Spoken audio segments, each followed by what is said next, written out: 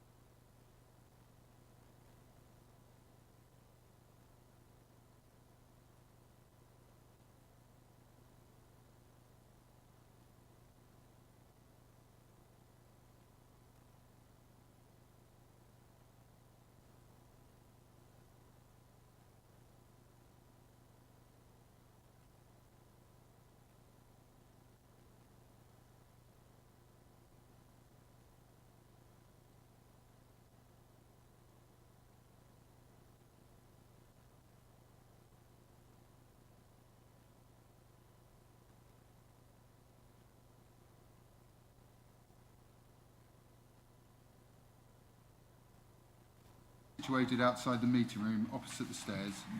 Cold water is also available in the breakout area outside the meeting room. If the fire alarm should sound, please leave the meeting room by following the fire exit signs and meet on the Ipswich Town Football Club training pitch. Do not re-enter the building until you are told it is safe to do so. Please switch off all mobile phones or turn them to silent, and laptops, please turn to silent. I would like to remind everyone present that this meeting will be broadcast live on the internet and will be capable of repeated viewing. The whole of the meeting will be filmed, except where there are confidential or exempt items. If you make a representation to this meeting, you will be deemed by the Council to have consented to being filmed. By entering this meeting, you have also consented to being filmed by the Council and to possible use of those images and sound recordings for webcasting and or training purposes. The council, members of the public and the press may record, film, photograph or broadcast this meeting when the public and the press are not lawfully excluded. Before this meeting commences, I'd like to welcome Ifti Ali to the meeting as the new Interim Director for Law and Governance and the Monitoring Officer. And I'd also like to take this opportunity to welcome Councillor Pratt back and congratulate him on the birth of his son Lars. And talking from experience, I'm already getting my 8 hours a week sleep. So it's not too much of a problem. I'll move to the agenda. Apologies for absence. Thank you, Chair. I've received apologies for absence from Councillor Brewster, Councillor Davies and Councillor Phillips. Thank you very much. And item 2 is declarations of interest by councillors. So all the councillors have been granted dispensations from the Monitoring Officer to discuss the independent remuneration report, which is item 19. And members who are on boards of the Council's companies have also been granted dispensations from the Monitoring Officer with regards to item 11 on the agenda. Are there any other declarations of interest? No. So item 3 is to confirm the minutes of the meeting held on the 21st of July 2022 for accuracy only. Are there any issues with accuracy? No. Could I have a proposer for the minutes, please? Councillor Geek. Sorry, Councillor Geek. Apologies. It's that 8 hours a week sleep. And could I have a seconder, please? Councillor Richardson. Thank you. All in favour, can we do that by show of hands, please? think that's carried. Yeah, that's carried. Chairman's announcements. I'll refer you to paper MC 2218 for noting. I did attend a reef laying event in Stowmarket the day after the Queen sadly died, which isn't included.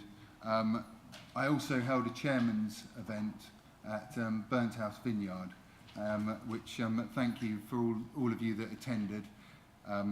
It was very successful, and I'm really pleased with how it went. Thank you. So item 5, the leader's announcements. I'd like to invite Councillor Morley to present her update. Any questions for the leader can be emailed, but I will be taking questions of clarity only on her report afterwards. So, Councillor Morley.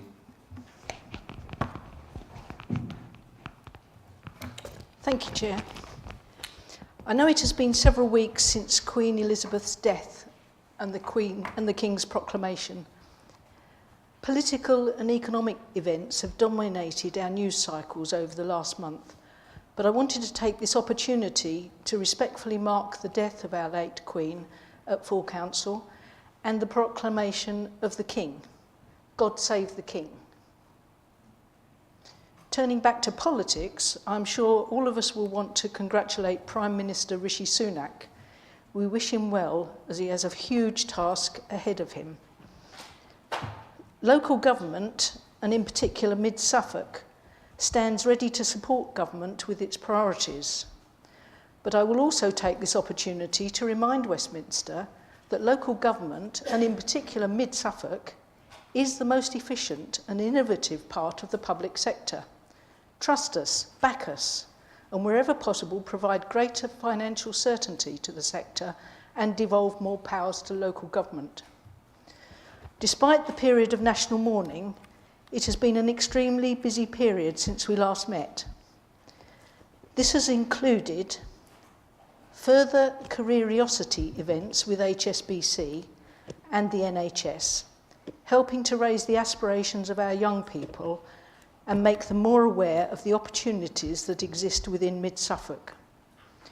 Also, helping children and families to stay happy, healthy and active during the holidays through outdoor adventure days, football, dance camps, swimming and family cooking sessions. Our fabulous Innovation Awards. Congratulations again to all the local businesses who were shortlisted for these awards. And I want to take this opportunity to remind all of our businesses that they are still able to access free digital workshops as part of our digital skills programme before November. Our businesses are also able to apply to participate in our new programme, jointly funded with the University of Essex, to help them take the next steps towards innovation and growth. The purchase by Mid-Suffolk that has enabled the expansion of the John Peel Centre into 11 Marketplace in Stowmarket. And the John Peel Centre also hosted our very well attended What's Next for Stowmarket event during September, and the Stowmarket Health, Education and Leisure Facilities Scheme survey, which some of you may know better as the Shelf Project, closed last week, and I'm really looking forward to seeing the outcome of that survey soon. It was also fantastic to see our building control team successfully winning a regional award in the annual Local Authority Building Control Building Excellence Awards.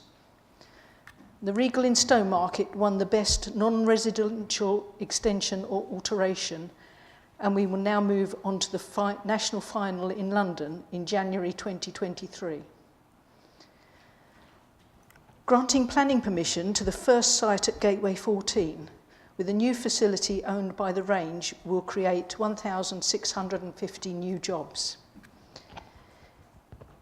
In Harleston, we have funded the creation of a wonderful wildflower jubilee meadow that, together with our district-wide tree canopy survey work and wildflower verges trials, are all helping to tackle biodiversity and climate change. And most importantly, continuing to help tackle the cost of living crisis for our residents, We are currently consulting about increasing the level of council tax discount to 100%. And through Suffolk public sector leaders, we have agreed to fund a new fuel poverty retrofit team designed to deliver £50 million worth of retrofit works, such as insulation, fitting air source heat pumps and replacing single glazing. This is alongside Solar Together Suffolk, which is a separate group buying scheme which has already helped over 1,500 homes in Suffolk to install solar panels and batteries, and opened for new registrations from August this year. Through Suffolk Waste Partnership, we have launched a new campaign to help families reduce food waste and save money. And finally, I want to encourage all of our community groups and non-profit organisations to apply for our Winter Warmth Support Grant, which closes next week. This grant is open for applications from £250 up to £5,000 to cover the rising costs of energy, rent and food, and to keep operating without passing on increased costs to our residents. Thank you, Chair. Thank you, Councillor Morley. Councillor Matheson. Can I have a question on clarification, Chair? Yes, of course. You mentioned the Harleston Meadow. It was created by and funded by the local community, and the district council kindly provided some seed, wildflower seed, which is very good. But it wouldn't be reasonable to say that the council had actually created it, because the local community did that. Okay, thank you. Item 6 on the agenda is notifications of petitions in accordance with the Council's procedure rules. Thank you, Chair. None received. Item 7, questions by the public in accordance with the Council procedure rules. None received. Item 8, questions by councillors in accordance with the Council procedure rules. I refer you to the questions in the table papers. Councillors, please remember that supplementary questions should not be preceded by a statement and must relate to the original questions. I'd like to now invite Councillor Mansell to ask her question. Thank you, Chair. I asked this question, I submitted my question before there was a press release earlier this week, which may, to some extent, answer my question, but I'm still going to ask it because I then can have a supplementary question. So my question is the Council offering help and support to village halls, parish councils and other community groups to facilitate social gathering in heated communal spaces during this period of soaring energy prices and as winter approaches? Thank you. Blackman.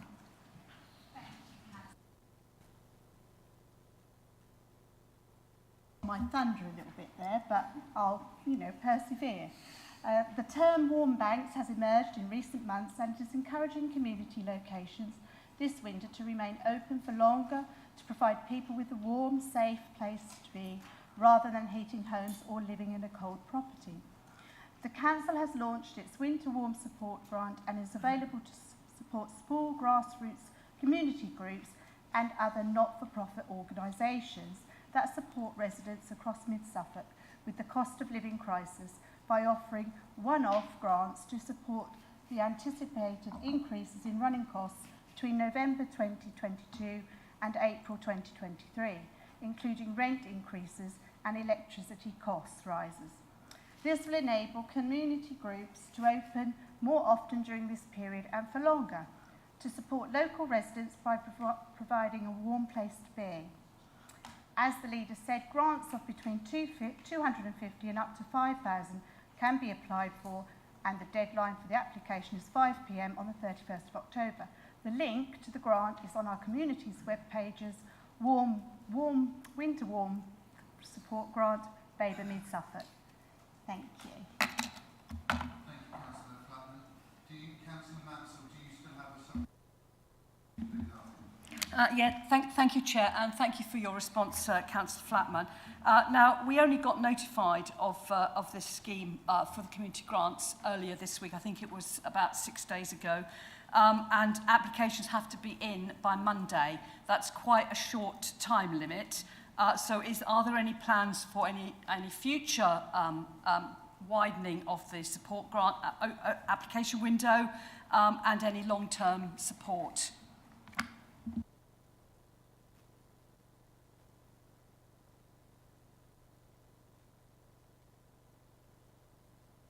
However, we have had a lot of applications coming in already, so people are on it.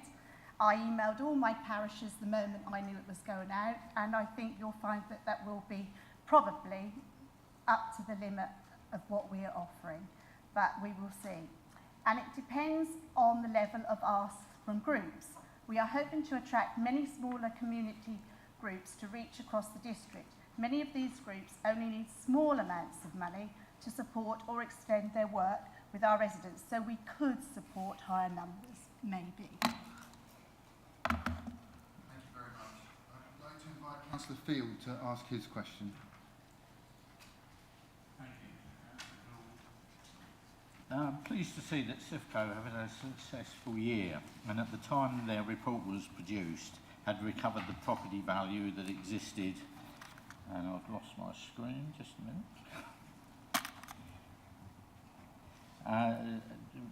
Recovered the property value that had existed at the time of the various purchases. However, that was some time ago, and there's been considerable financial turbulence nationally and internationally since the accounts were drawn up. Could the Cabinet member give us a view of the likely impact of dramatically rising interest rate on the District Council's programme to finance the CIFCO investment, and a likely effect a recession would have on the CIFCO core business? Would ask that it be sufficient detail for members of the public and councillors to understand the risks involved.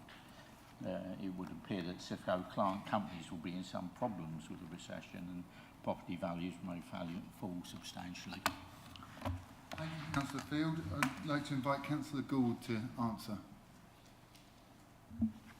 Thank you very much, Chairman, and thank you, Councillor Ford, for your very pertinent question.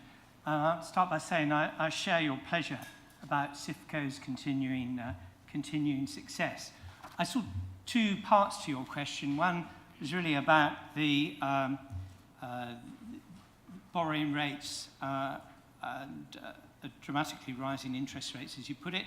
And the second was, as I see it, about the resilience of the portfolio and the investments we have. If I deal with that second one first, if I may. The CIFCO portfolio remains strong despite all the volatility around the economy that we've had, and also a phrase given to me, the geopolitical environment. Now, the key things that actually demonstrate the resilience of the portfolio is that the weighted average lease contract is 6.4 years across 78 tenants, providing CIFCO with a diversified and resilient income stream. And of course, it is that income stream that is the main purpose of CIFCO. The projected revenue for 23-24 remains in line with the current year, despite the predicted recessionary headwinds. Further diversification of the portfolio is again one of the characteristics of its strength and resilience, that we've got 21 properties in the portfolio, as you know, across different property sectors. One of the core markets that we're in, we have 55% weighting of the portfolio in the industrial sector, and that remains as a very strong sector with low development and vacancy levels, and there's a strong demand. Our portfolio is substantially let, with a very low void rate of 2.9%, and the revenue collection of rents remains above 98% at this point, with only 0.01% attributable to pre-pandemic arrears. So while capital values are subject to volatility and values have adjusted to the rising cost of debt, the core fundamentals of generating a sustainable and robust revenue stream for the councils remain, and that is the core objective of CIFCO.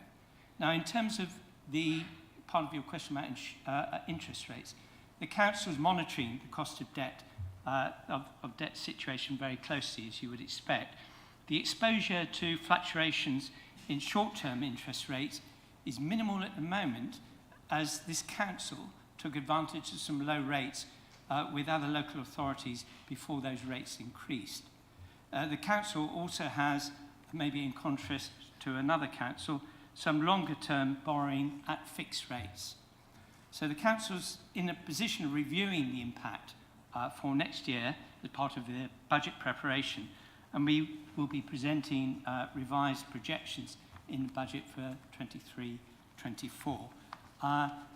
Notwithstanding your absolute right to raise a supplementary question, of course we have a substantive report on this agenda, the CIFCO business plan, a substantive and indeed substantial report on this agenda looking forward, the business plan for the coming year, and we also have an impressive array of CIFCO directors and advisors who can help with matters when we get to that substantive item. Thank you very much. Question. Yes, thank you. Thank you for your answer. Returning to the interest issue, the council has considerable borrowings, as you say, many of them long-term. But I do notice from the financial analysis that we have some 30 million of short-term loans at 0.2%, which is a rate you might have some difficulty achieving today. And really what I was looking for was an indication of the impact of that in its totality, perhaps, on the council, because the numbers we have don't quite allow me to separate the long and short-term debts between the council's core activities and those for funding CIFCO or Gateway 14 for that matter, both of which have very substantial borrowings. Thank you. Thank you. Councillor Gould. As I anticipated at the end of answer your principal question there, if you can pose that question of the 151 officer and particularly the 151 officer, I think when we get to the substantive item, I think you'll get a more comprehensive answer than I would be able to give you at this moment. Thank you very much. Right, Councillor Mellon to ask a question. Thank you, Chair. This question is for Councillor Haddingham, who's the Cabinet Member for Housing. Many of the refugees from Ukraine who came to Suffolk under the Homes for Ukraine scheme are coming to the end of their first 6 months of guests here and are needing to find new accommodation. And where do these vulnerable people stand in terms of qualifying for social housing? Thank you. Thank you, Councillor Mellon. Councillor Haddingham. Thank you. Thank you for your question. As a local council, we are not responsible for arranging alternative accommodation should Homes for Ukraine sponsors decide not to continue as hosts beyond 6 months. Under the scheme, hosts should work with their guests to find alternative accommodation, either with friends or family who could host instead, or helping them to find private rented solutions if they can afford to do so. It is only if they're unable to find alternative It is only if they're unable to find an alternative and are therefore in danger of becoming homeless that we would step in. The Ukrainian refugees under the Homes for Ukraine visa scheme are eligible to join the housing register in both Baber and Mid-Suffolk district councils, and their housing needs will be assessed in line with the current allocations policy. Once they've been assessed, they are able to bid for properties.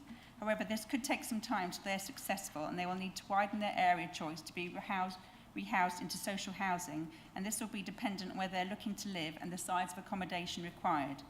Information has been provided to support Ukrainian refugees on how to apply for social housing on our website, gatewaytohomechoice.org.uk.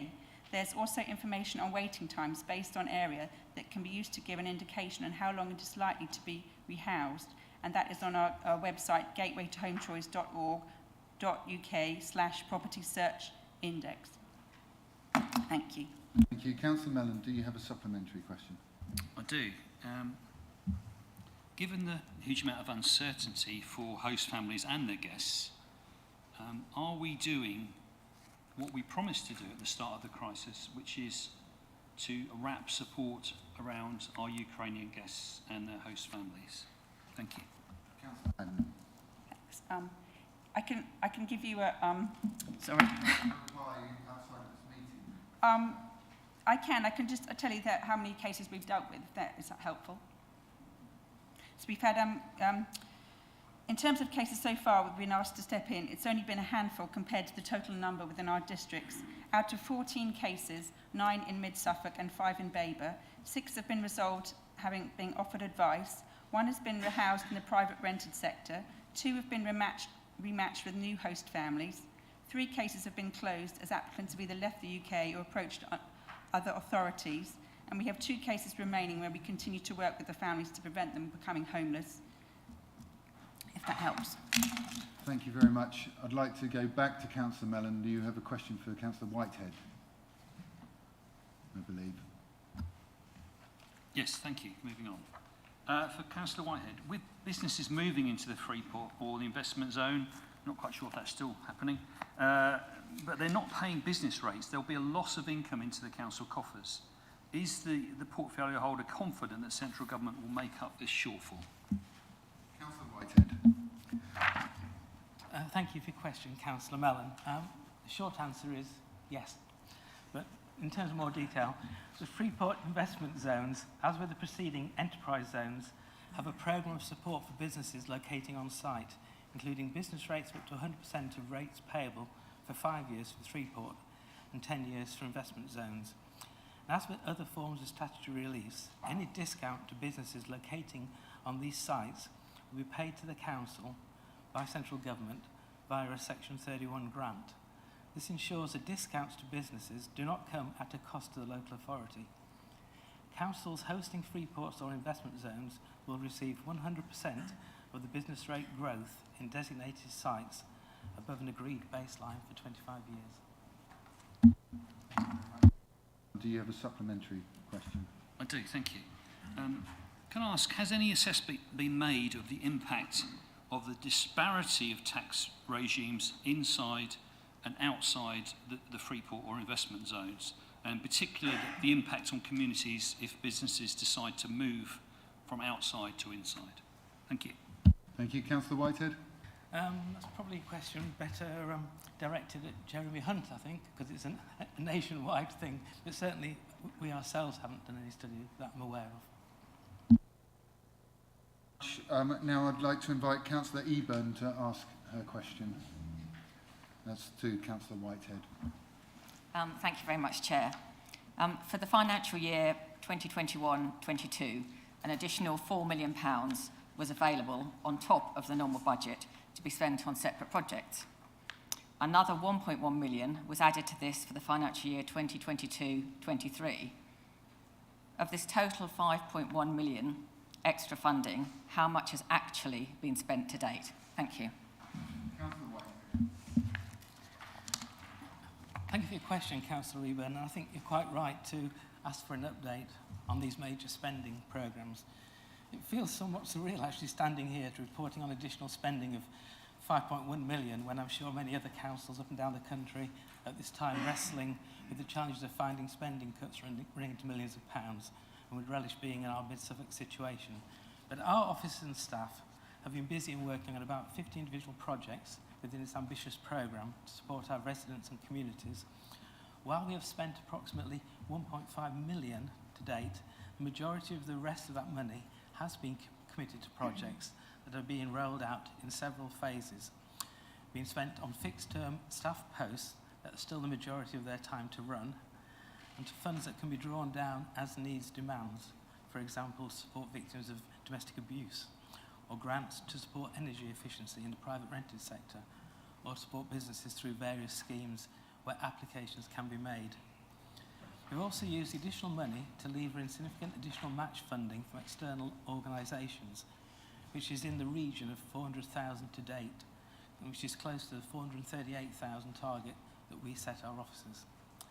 The Cabinet, however, would like all members to have a more detailed update of all the work that we have in progress, and to that end, we've asked officers to provide us with an all-member briefing on this before Christmas. Thank you. Do you have a supplementary question? I do, Chair, and I'm a bit, since Councillor Whitehead is able to make statements before he answers, I'm still a bit concerned we can't then make statements, but there we are. Yes, thank you very much for your comprehensive response, and I look forward to a briefing on that.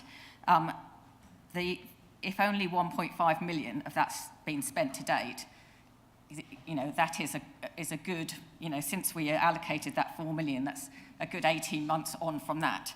And could you give me assurances that of the remainder, so that's 3.6 million, will be spent by the end of the financial year? And if it isn't, can we please then use it to address the cost of living crisis, such as by providing a council tax rebate for those citizens that most need it while there's a cost of living crisis? Thank you. Ben, Councillor Whitehead. Thank you. I'm not sure it was so much a statement as trying to put it into context, but in terms of your question, some of these projects are designed to run over a couple of years. They've taken some time in terms of recruitment to get traction, I would accept. But basically, a project that will last for 2 years will not be all spent by the end of this year, but spending and commitment is different. But we shall see by the end of the year. As part of this all-member briefing, we'll look at what's spent, what's committed, and what is spare, which I suspect will be very little. Thank you. Thanks very much. Thank you, and I'd like to now invite Councillor Stringer to ask a question of Councillor Byrne. Thank you, Chairman. Councillor Byrne, does the portfolio holder for planning agree that Mid Suffolk should develop its own local policy guidance for determining solar farm applications? Thank you. Councillor Byrne.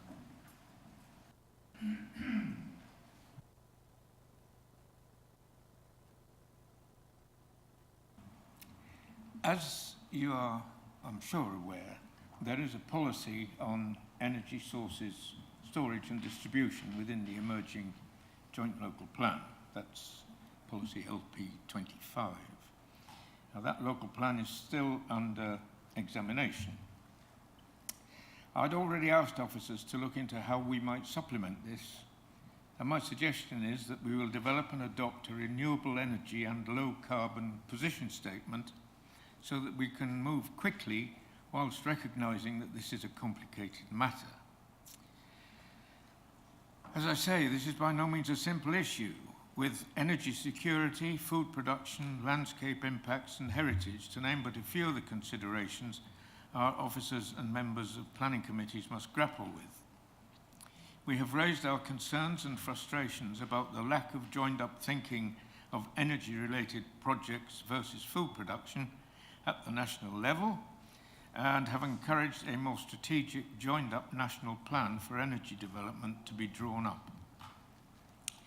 However, we will continue to work towards doing what we can at a local level to provide guidance on our new joint local plan policies through the position statement that I referred to earlier.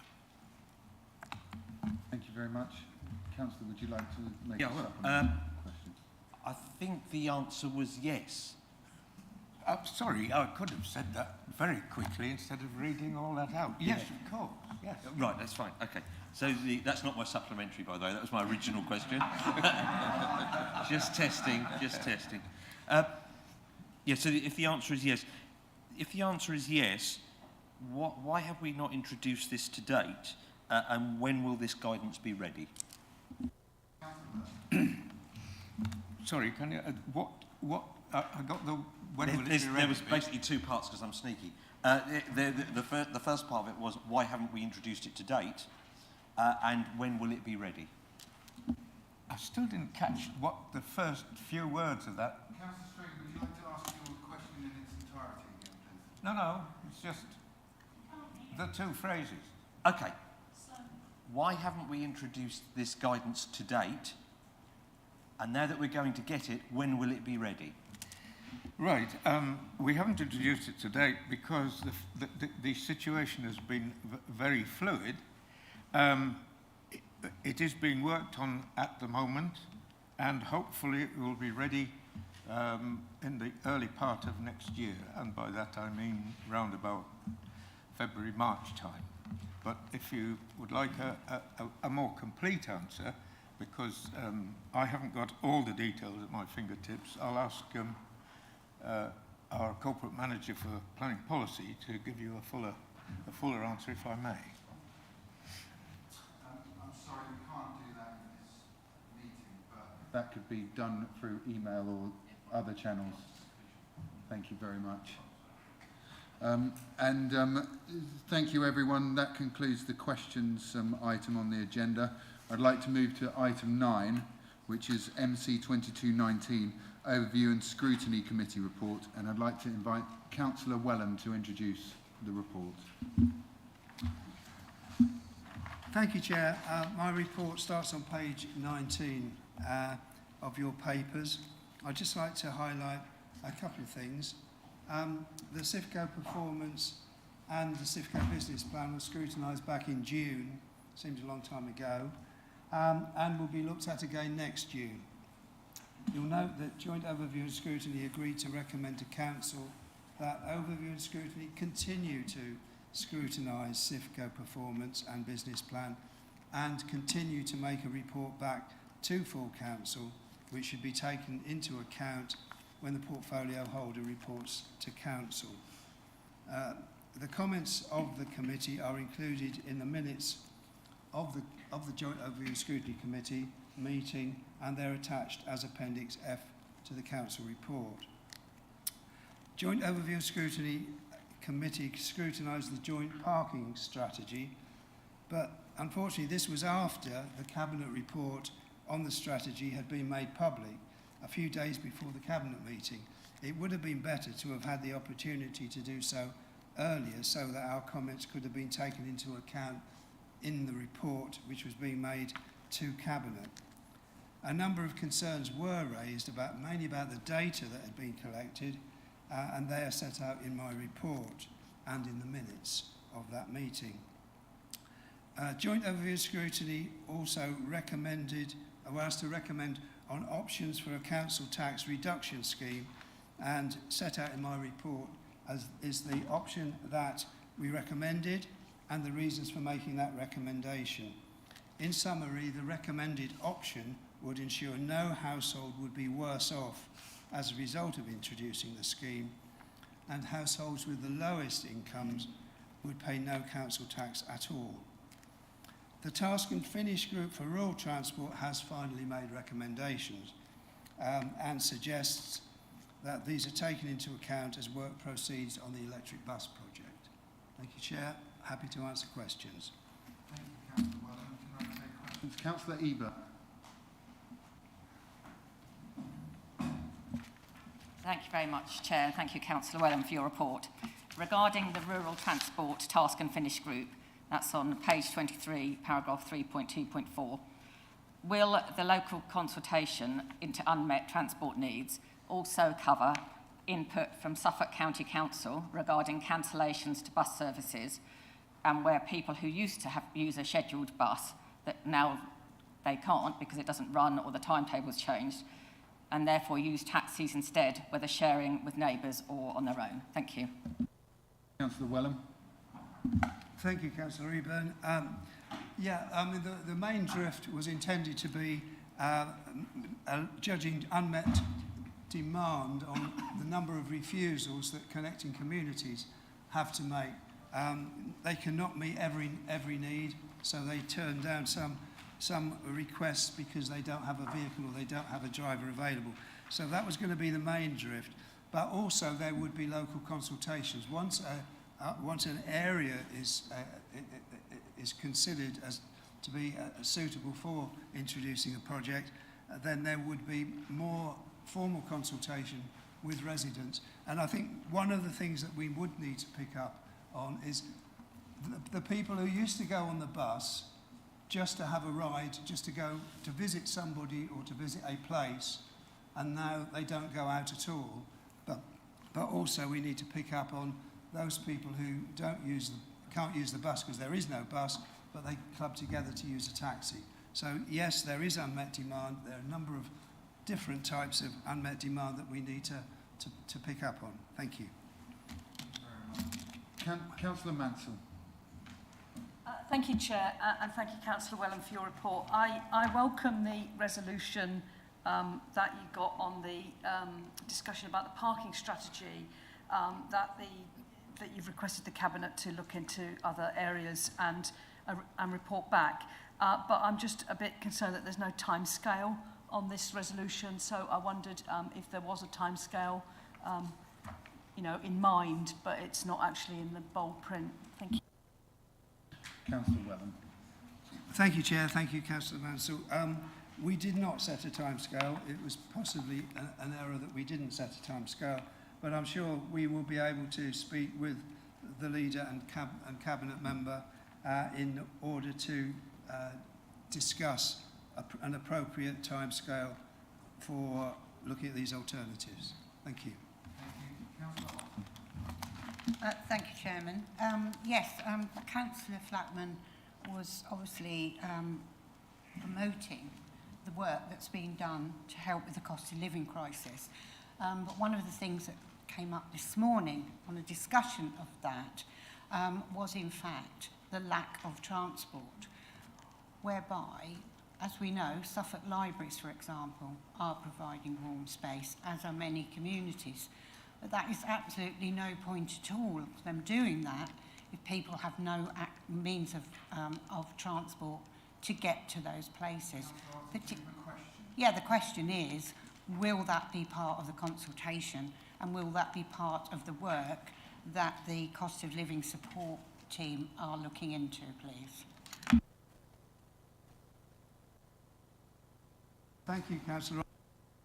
Important things about people wanting to get to warm places is that we need to have better promotion of the Connecting Communities scheme, because it is not well promoted. A lot of people who are probably in greatest need of using Connecting Communities either don't know it exists or don't know how to actually make contact with them. This came up through the work that the Rural Transport Task and Finish Group did. So I think promoting that scheme would be a step forward.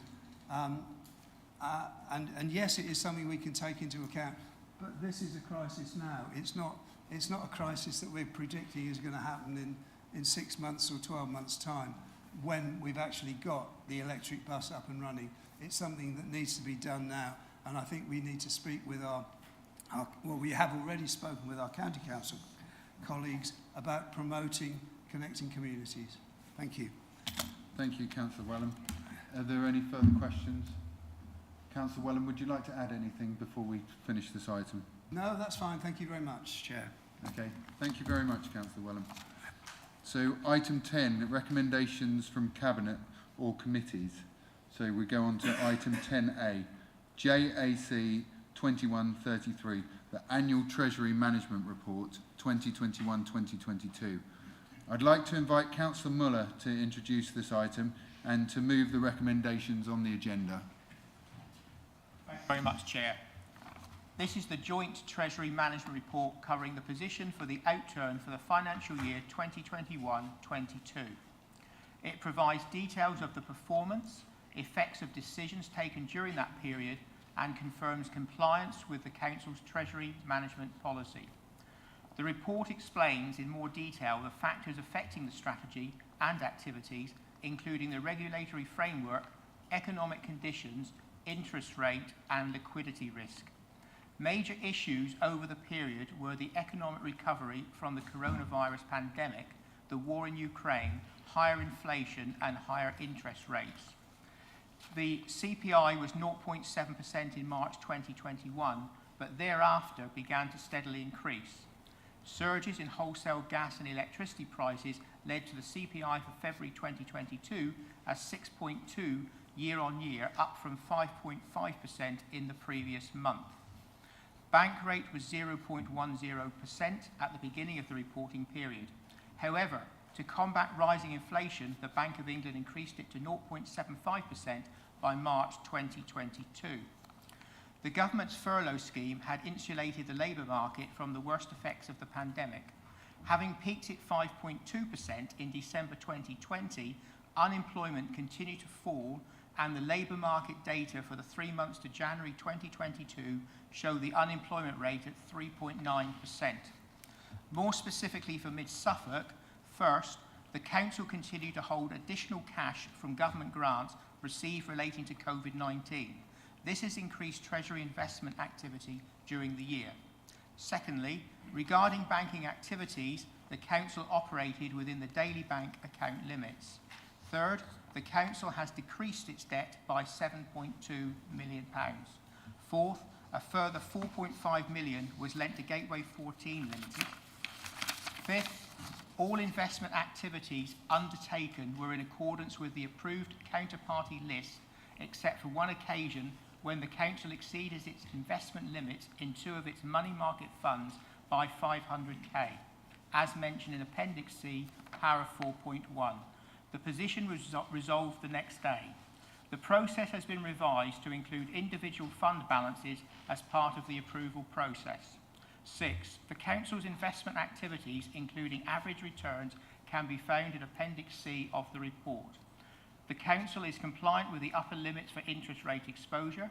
The investment activity undertaken for the year was done so in priority order of security and liquidity over yield as prescribed in the Treasury management strategy. If you have any questions, we will be happy to recommend them, and the recommendations can be found on page 4, and they're items 3.1, 3.2 and 3.4. And can I ask for a seconder, please, Chair? Thank you. Thank you very much. Do I have a second? Councillor Whitehead. Thank you. I'm happy to second and reserve my right to speak. Now I'm going to move to questions. Are there any questions? Councillor Field. Thank you. To return to the question before, a slightly different form. The question really is, what is the impact on the Treasury management of the council of the substantial increase in interest rates that's occurring at the moment? The short-term borrowing of the council is reported on page 34 as being £30.9 million, and I keep losing my screen. Sorry to be a nuisance. It'd be £30.5 million, up 0.2%, and the current interest rate is around 4.1%. The difference in that is about 1.2 million per annum. So really looking for an indication from the financial officers or yourself as to what sort of impact we expect that to have on the council. And does that number, the 30.9 million, include the borrowings, the short-term borrowings we have for CIFCO and for Gateway 14, or is it just core council business? Thank you. Councillor Muller. Thank you very much, Councillor Field. Could I ask the Director for Corporate Resources, Melissa Evans, please, to answer that question? Thank you, Chair. Thank you, Chair. Thank you, Councillor Field, for your question. I guess it kind of relates to the question you had earlier, so I'll answer that now, if that's okay. If we were to do a like-for-like replacement of the borrowing we have at the moment, and we have done some very rough calculations, it's about an increase of £800,000 for next year. However, I'd like to caveat that in saying the borrowing that we have at the moment is likely to reduce going forward as a result of other investments that we've got in terms of our capital programme. Things like Gateway 14, we're likely to see some income coming back from that. So I don't expect our borrowing to be that rate going forward. But we are working on the calculations and we're bringing something back for the budget. Thank you very much, Chairman, and I don't know whether you'll be able to answer this one for me, Dave, but happy to have an email answer or hand on to the team over there. Some of us will remember that several years ago there was a debate about ethical investments and so on, and keeping money over here, and the problems that affected, I think it was Egg and various council investing in Icelandic banks, and it all turned to ashes. Just as a reassurance, I'd just like to know that type of risk is taken fully into account. I've always taken the view with taxpayers' pound notes. It belongs to us all here. we don't pay fast and loose, and we certainly kept all the investments in here.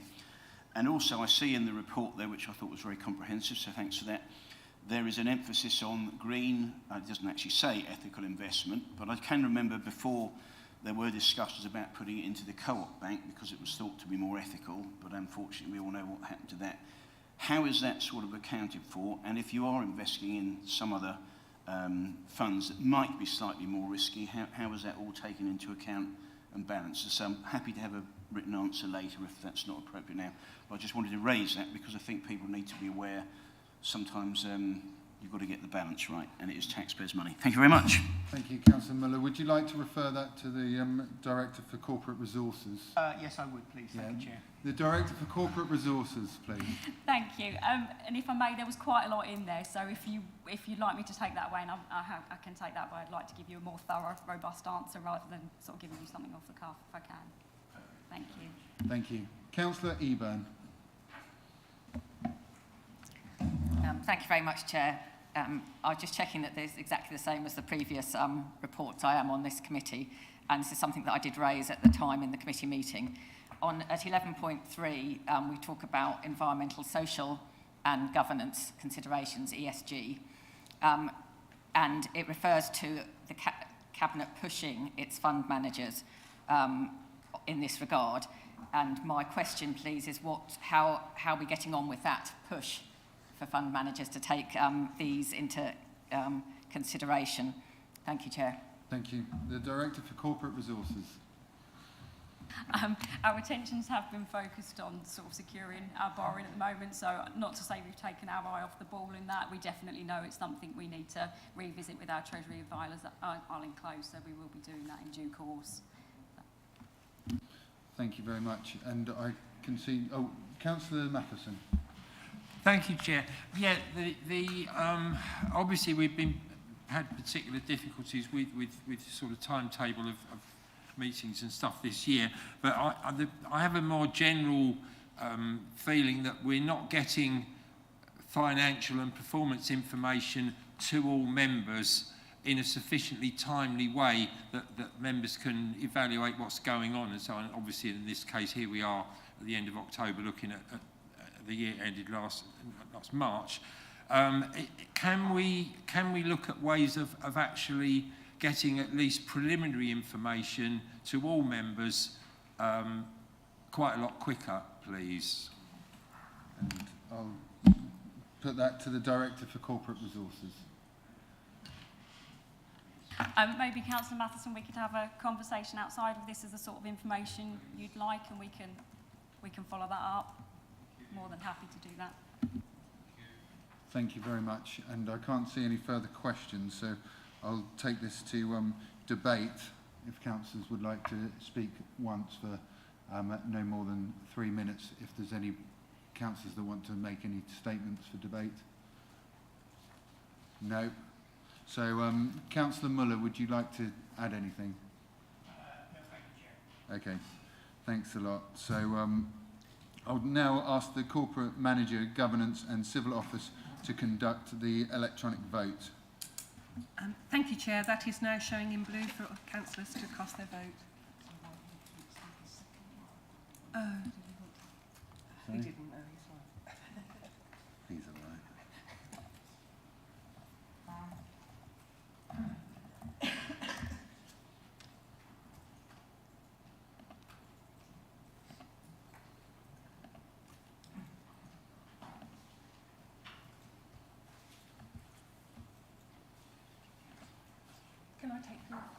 Can I take your vote, Councillor Pratt? Yes, in favour. Thank you.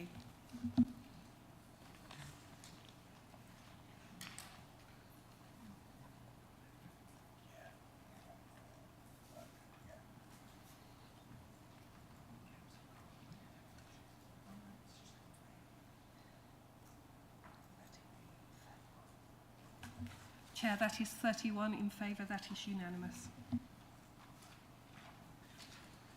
Thank you very much. That's carried.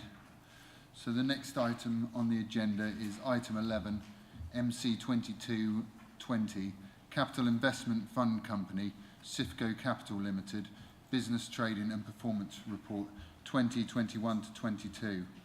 I'd like to welcome Sir Christopher Hayworth, Chair CIFCO Capital, Henry Cook, Director, Mark Sargentson, Director, Jack Anders, Manager, Ensers, and Nigel Goulder, Director, Strategic Asset Management, JLL. Councillors, I would like to deal with this item in the open part of the agenda, if it's possible. We can move to a closed session if councillors deem it necessary, but if we could try to avoid this with the detail of our questioning, that would be, I'd prefer that. So I'd like to invite Councillor Gould to introduce paper MC2220 and move the recommendations on the report. Councillor Gould. Thank you very much, Chairman. I'm delighted to introduce this report to the Council today, albeit somewhat later than originally planned, and indeed after almost 4 months when the Overview and Scrutiny Committee looked at it in June, as has been said. The CIFCO business plan looks at performance during the 21-22 financial year and sets key performance indicators and the direction of travel for the 22-23 financial year.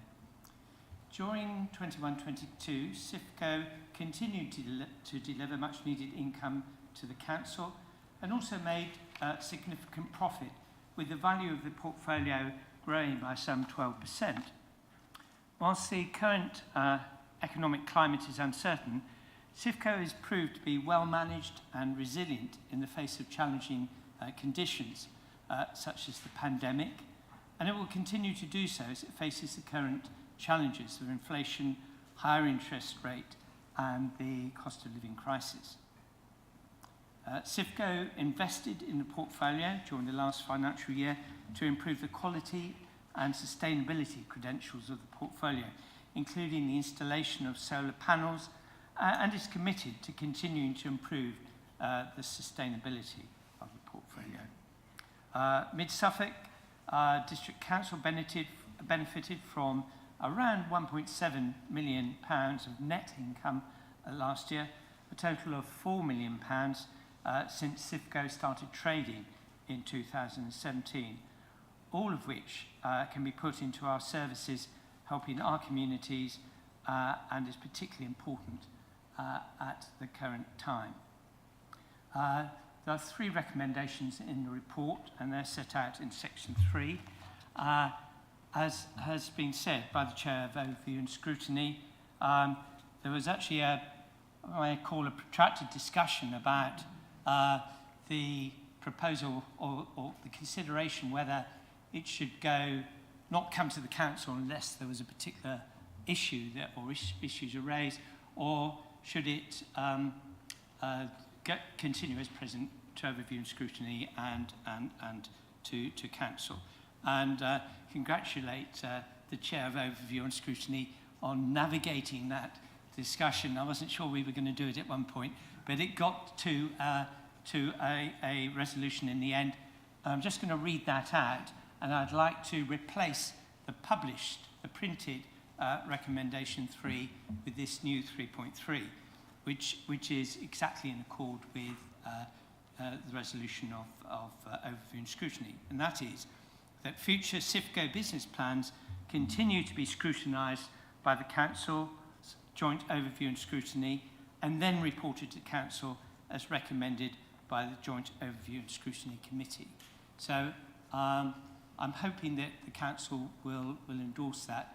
I think I just finished by saying one of the really important things I think about CIFCO is that it is transparent.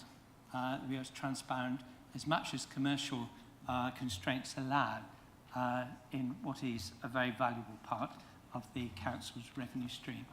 The Chairman has made the introduction. We have, as I said before, an impressive array of expertise, and it is that expertise that certainly gives me and gives the Council confidence in the resilience and future success of CIFCO. So, Chairman, I'm happy to take any questions, but far more likely to nod those questions towards the array of experts. Thank you very much. Thank you very much. Can I have a seconder? Councillor Mayer. Chair, very happy to second the proposal, and I reserve my right to speak. Thank you. Okay, thank you. So we'll go to questions, and we will direct the questions to Councillor Gould or the Director of Assets and Investments and her array of expertise. So do we have any questions? Councillor Passmore. Thank you very much, Chairman. I was interested to see at, I think it's 13.1, the comment about sustainability. I was going to ask, and maybe yourself, Peter, one of the large team of experts there, when you're assessing sustainability for investment and so on, I'm just interested to know how that might actually work. For me personally, just to try and help you there, we need a pragmatic solution. For me, it's about better use of scarce natural resources. Does that affect who you put in there, who you rent it out to, or during the construction, or how do you get the mix between which buildings you invest in and so on in order to fulfil that laudable aim, as long as it's clearly pragmatic? And I think you probably know where I'm coming from. Thank you. Thank you. Councillor Gould. I'll have a first stab and then nod it onwards, as I promised. I think you know, the company has adopted, the council has adopted a sustainability strategy in relation to this, but the primary object of CIFCO is to provide that valuable revenue stream to the council. There are some, we do what we can in relation to improve the sustainability of the portfolio. There are constraints around that, the nature of the leases that we have as well, which puts the responsibility onto the tenant rather than ourselves. But I don't know whether the Director of Assets and Investments would wish to add to that. Thank you, Councillor Gould. Yes, as Councillor Gould has said, CIFCO's policy around sustainability is ensuring that the assets that we hold deliver both a financial return but also address reducing impact on the environment. So it's interesting that we have had some opportunities to be able to enhance the value of a property within the portfolio whilst also improving its sustainability credentials. So the refurbishment works that were undertaken at Pasadena Way in Harlow did just that, really. It enhanced the capital value of the property whilst also reducing its or improving its EPC rating.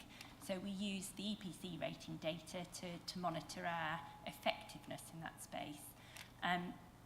Councillor Gould is also correct in saying that it's a partnership really between the landlord and tenant in terms of what we're able to achieve. We have leases that provide the governance in terms of who's responsible for the maintenance of the building. And we need to work with those contractual arrangements. We do have some very positive discussions with our tenants and are very open to conversations about how we can work together to help to improve the sustainability of any of the buildings within the portfolio. Question from Councillor Wellham. Thank you, Chair. Does CIFCO, it's got to be a question, I can't make a statement, so does CIFCO have details of the EPC rating of all its buildings? And can CIFCO move faster to improve the EPC ratings of all its buildings? Some or all of its buildings?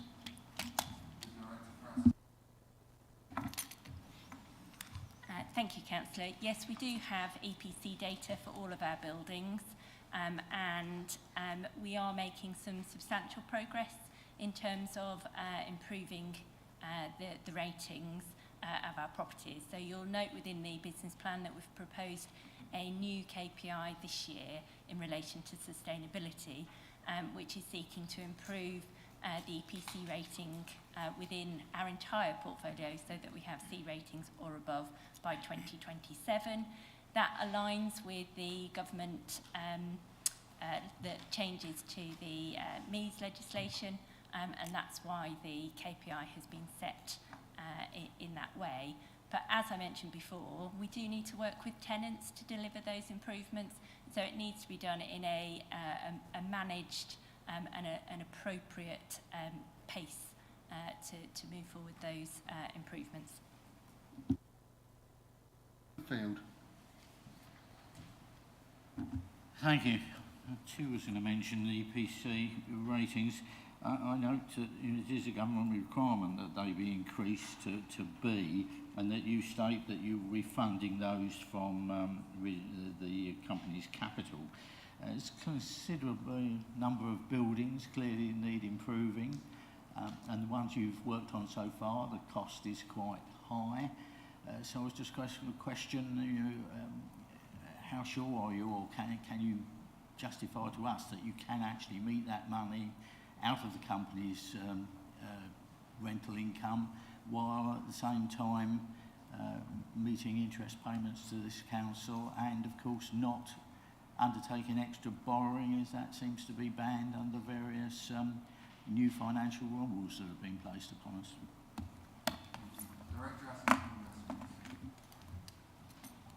Thank you, Councillor Field. So in terms of EPC improvements, some of the measures that are required are actually quite small. So the ones we've talked about in the report this year have been some of the larger investments that have needed to be undertaken, such as the works at Pasadena Way and Harlow. A number of the improvements are actually sort of lower value, I suppose, or lower cost improvements. We are working through the portfolio in a sort of measured way, dealing with it a proportion at a time.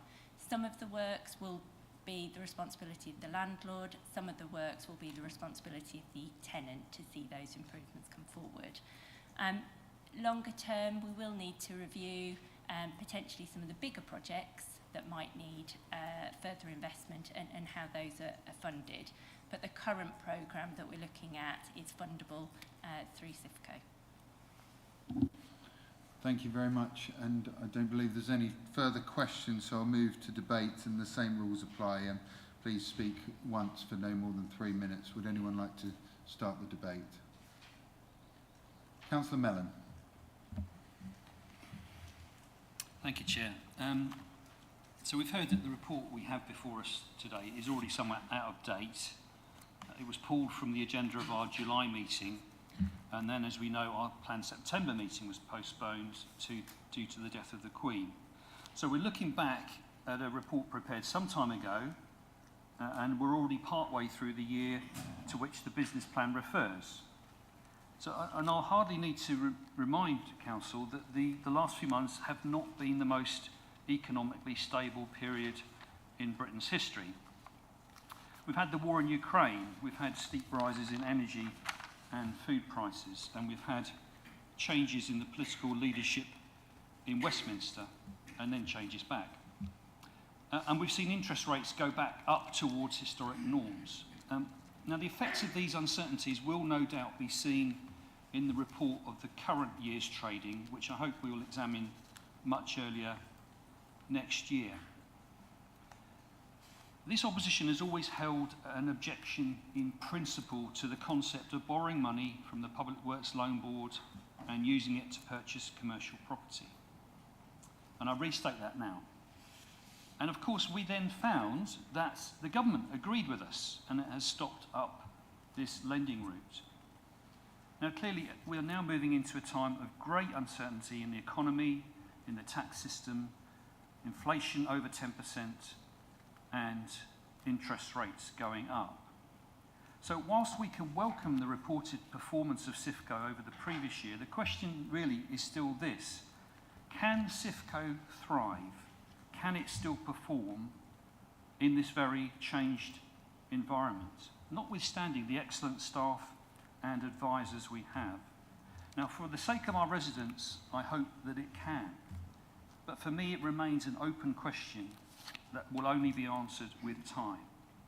So whilst I'm happy to note the trading activity and performance, I'm still not keen to vote in favour of the business plan for the future, and I prefer if we could possibly take those items separately. Thank you, Chair.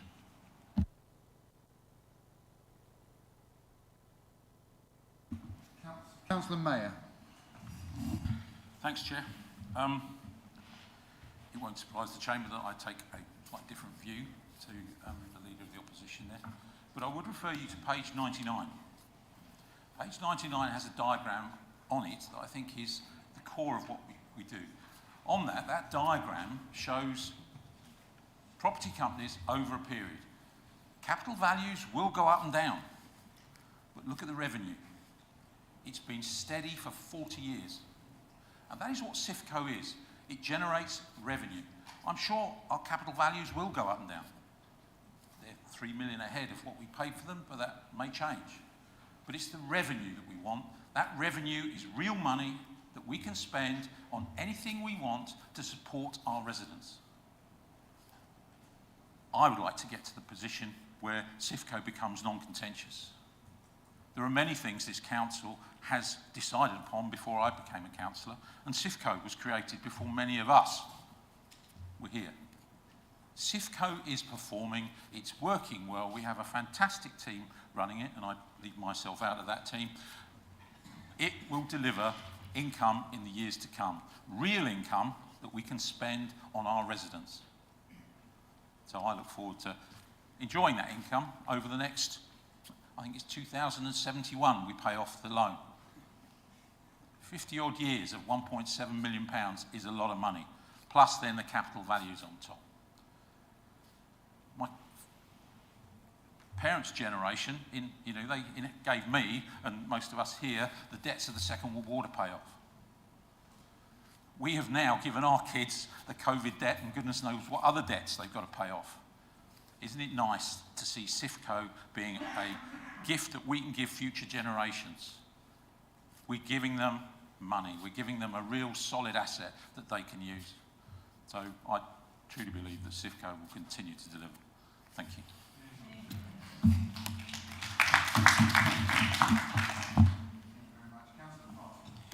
Thank you very much, Chairman.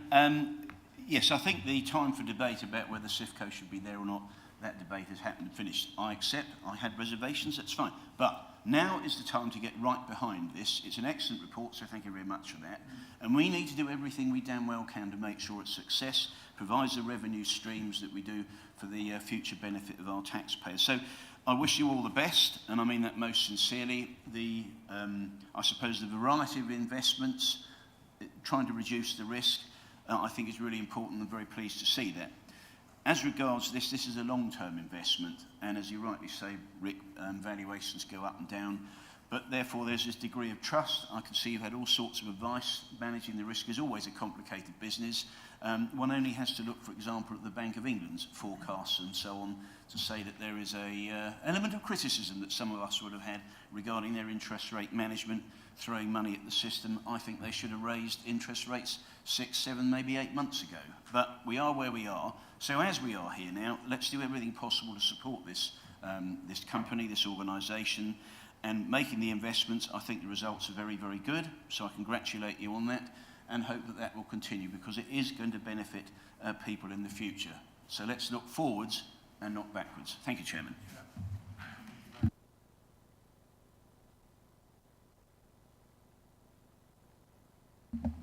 Thank you very much, Chair. And just to affirm, as I always do, my comments are not a reflection on the staff and the professionals, advisors who work hard in this regard. They're purely aimed at the councillors who've made the decisions and still make the decisions. But I'd just like to remind people that the liability for this rests on our taxpayers, on all taxpayers, on our residents and our businesses. And if we're going to borrow for that, we just need to always keep that in mind. And I think with that perspective, one of the big concerns is about risk, and I don't think we talk enough about risk or even see enough about it in this chamber.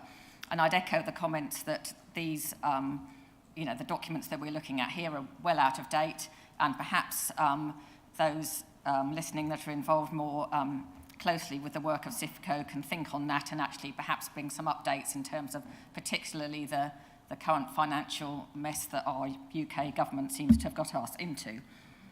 And I think the ultimate point really is that if we're going to be borrowing, investing, we still need to be investing in our own district, not investing in Epsom, in Southampton, in Coventry, and I would really hope that in the future that we can shift some of those CIFCO properties into ones closer to home, and then I'd feel a lot more comfortable with the overall project, as it were. Thank you very much. Thank you. Are there any people that want to say any more? Oh, Councillor Gould, would you like to sum up, please? Thanks, Chair. And just briefly, if I may, Chairman, just starting with Councillor Eburn's comment about I'd rather invest in the district that in businesses elsewhere. Actually, what we're getting those businesses elsewhere to do is to invest in Mid-Suffolk. There's something sweet about getting businesses, Milton Keynes or wherever it might be, to send their money here so we can look at projects such as Warm Places, whatever it might be. And I find that a most satisfying thought. That's why we are not investing in those businesses. We are getting them to pay money to us that we invest in our place. In terms of both Councillor Manning and Councillor Eburn mentioned about out of date. Can I implore you to keep looking at the CIFCO website, because there you will see regular and quarterly updates on performance. If that itself, looking at that, it's a very good website, I have to say. If looking at that prompts any questions, then we're more than happy to pick those up. So in terms of the challenges upon us, I have to say, I've become concerned about it. Soon after taking over the portfolio, there was COVID. Now we had a European war. There's the cost of living crisis. It did take me to the Old Testament book of Exodus just to check just how many plagues Egypt had to put up with, and it was only 10. So we must be well on our way through that list by now. But I go back to my answer to Councillor Field's very pertinent question earlier in the agenda, which, and the answer I gave, which is about the resilience of our investment portfolio. It's diversity. The way we go about checking the covenant of clients, the things that actually give us that 98% rent return, which is above the industry average, considerably above. So, yes, there are risks. We will continue to understand and manage those risks. And as Councillor Mayor said, we will continue to enjoy the revenue stream that investment brings. And if at the end of it, I don't think I'll be here when we finish paying off the debt, but I don't just mean in this council chamber, but hopefully there will be the people that are in this district will enjoy the benefits of a substantial capital payoff. Thank you very much, Chairman. Thank you, Councillor Gould. Thank you. I will now ask the Corporate Manager, Governance and Civic Office to conduct an electronic vote. I'm sorry, but... Can we resolve whether we're going to take this in 3 separate votes, please? Well, I didn't hear many people in the debate. Well, it was asked at the outset.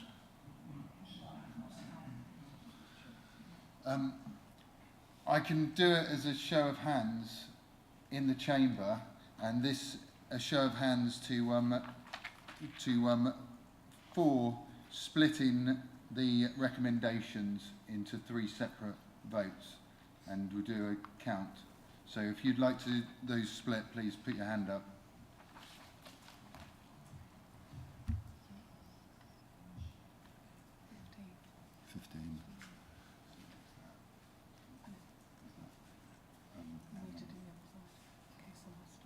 Okay.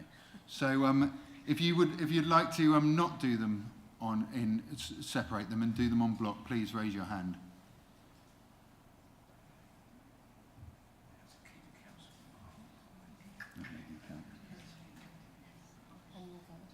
And my vote, yeah, sorry.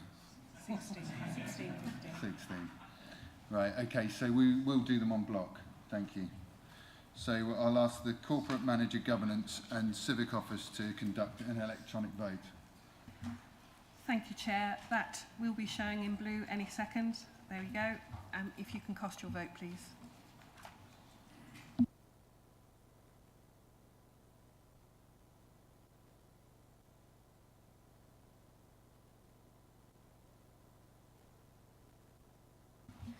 Councillor Pratt, can I take your vote, please? Against.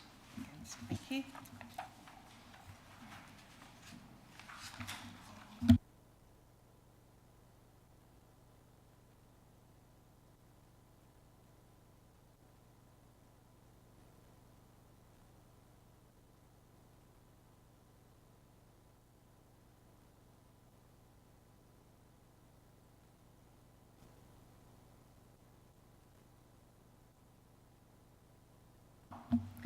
Chair, that is 16 for and 15 against.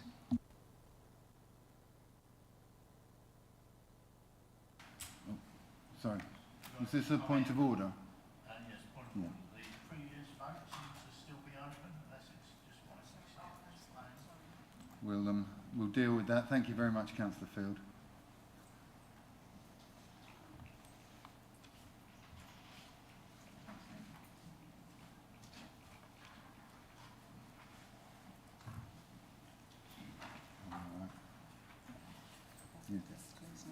Yeah. Thank you. Right, so now we'll move on to item 15, MC 2221.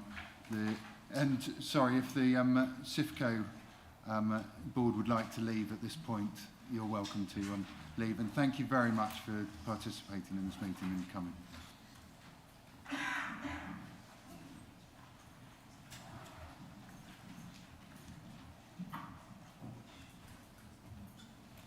Right, we'll carry on with the agenda. Thank you very much. Item 15, MC 2221, Joint Local Development Scheme 2022 to 2025. I would like to invite Councillor Byrne to introduce paper MC 2221 and to move the recommendations in the report. Councillor Byrne. Thank you, Chairman.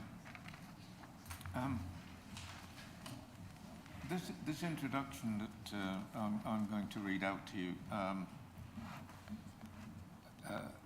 has gone through an iteration or two since it was first drafted, and it's benefited from those, particularly from input from my counterpart at Weber District Council, Councillor Clive Arthey, who is Cabinet Member for Planning at Weber, and so I'd like to thank him for the tweaks that he's introduced into this. Weber and Mid Suffolk's last joint local development scheme, or LDS as we know it, was published in July 2020. In late 2020, both councils approved the joint local plan pre-submission document, which was submitted to the then Secretary of State for Housing, Communities and Local Government for independent examination in early 2021. As I'm sure you're aware, a significant amount of work has been undertaken through the examination to reach where we are today. Following hearings held last year and subsequent communications with the appointed planning inspectors, the Joint Local Plan, JLP, is to be taken forward in two parts. Part 1 has been subject to discussion at examination and is currently at the modification stage prior to the next consultation on the modifications. Work on Part 2 has also commenced. We need formally to review the LDS, which is the work programme for update prior to the Part 1 modifications consultation commencing. I'll give you some background. The LDS sets out the local planning authority's work programme for the preparation of the development plan documents over the period between 2022 and 2025. We need to have an update to the LDS prior to the consultation on modifications to the Part 1 JLP, which is currently anticipated to begin in late autumn. There is also a legal requirement to have an up-to-date LDS in place prior to the adoption of a local plan. The LDS content. The LDS formally introduces a Part 1 and Part 2 joint local plan, as agreed during the examination at a meeting held with the inspectors last year. The LDS also introduces a number of supplementary planning documents, SPDs, to follow adoption of a Part 1 joint local plan and to provide more detail on the implementation of the planning policies within it. A revised timetable is also presented for a review of the community infrastructure levy, that's SIL, charging schedules. The LDS identifies that a Part 2 local plan, joint local plan, will follow the Part 1 document and will contain an up-to-date settlement hierarchy, a spatial distribution of any housing allocations, housing requirement figures for the neighbourhood plan areas, individual site allocations, up-to-date settlement boundaries reflecting commitments and site allocations, open space designations with a relevant development management policy, an up-to-date assessment accommodation needs for gypsies, travellers, travelling show people and boat dwellers, together with relevant development management policies and, if necessary, allocations to provide for this need. The indicative timescale outlines the stages that are necessary for the preparation of this development plan document, which will involve at least 3 stages of public consultation prior to submission for examination. 9 supplementary planning documents are introduced with an initial focus on affordable housing, biodiversity and trees, well-being and health, and sustainable construction. We need to bring this LDS into effect by the 31st of October to ensure that the progress being made on the JLP can continue in accordance with the current timetable to modifications, consultation, and ultimately adoption next year. So therefore, Chair, I'm proposing the recommendations at 3.1 that the Baber and Mid-Suffolk Joint Local Development Scheme 2022 to 25, October 2022, Appendix A, is agreed to be brought into effect from the 31st of October. And I look for a seconder. Thank you. Yes, I'm very happy to second that and reserve the right to speak if necessary. Thank you very much. Okay, thank you very much. I'll now move to questions. Please keep the questions in regards to the recommendation we're talking about, which is a timetable and the titles of the report, not individual details on what should be within the SPDs. Yeah, Councillor Field. Thank you, Chair. I note that overall process will not be finished until 2025. That's of the Part 2 of the plan, which originally was incorporated within Part 1. I don't know how many times one's made the point to communities that it's absolutely essential we have these plans in place. So the question is really, can a portfolio holder assure us that the right resources, the right number of people, the right talents and the right amount of effort are available to ensure that this programme does not go back yet again? Thank you.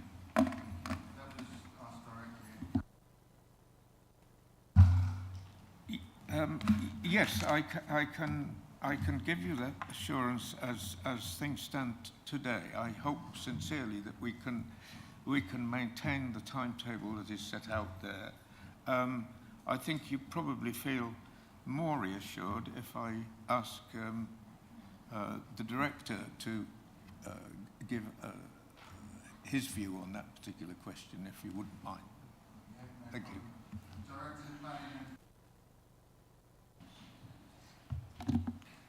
Thank you, Chair, and thank you, Councillor Field, for the question. I'm confident that we have sufficient budget available to us to secure the necessary resource, and we take a creative approach to ensuring that we can secure the necessary officers in order to fulfil the work required. It is a challenging environment. Planners are short in supply, but we do everything that we can, and we have a full complement of staff at the moment. Thank you, Chair. Thank you. Councillor Eburn. Thank you very much, Chair. My question was similar to Councillor Field, but if we add any other SPDs to this list, I mean, I'm not sure that solar farms was going to be added, but there are things that come up that we will add to that, and so will it come back again if there's something else added to it, or will that just be included in as part of the work, and therefore will any of the resource issues or potential resource issues, not saying there's a resource issue at the moment, any potential resource issues be covered still, or whether that's doing it in-house or using consultants or whatever. Thank you, Chair. Councillor Byrne. Thank you. Well, as I understand it, we are not obliged to include SPDs within the LDS. So to that extent, there is a degree of flexibility as to A, how we schedule them, and B, how we introduce which ones to pursue, although we have committed to pursuing the ones that are already listed. Were we to want to pursue any more than that, I think we would have to look very closely at our existing resources and wonder whether perhaps we would need to bring in additional resource for any more than that. But we have control over that situation. It's not an obligatory part of an LDS, but we did think that for the sake of completeness and for total transparency, so that you could see, everybody could see exactly what was going on in connection with our planning policy and the implementation of the JLP, that we would include SPDs into it as well. Does that help? Yeah, that's great. Thank you very much. Thank you. A question from Councillor Amarosan.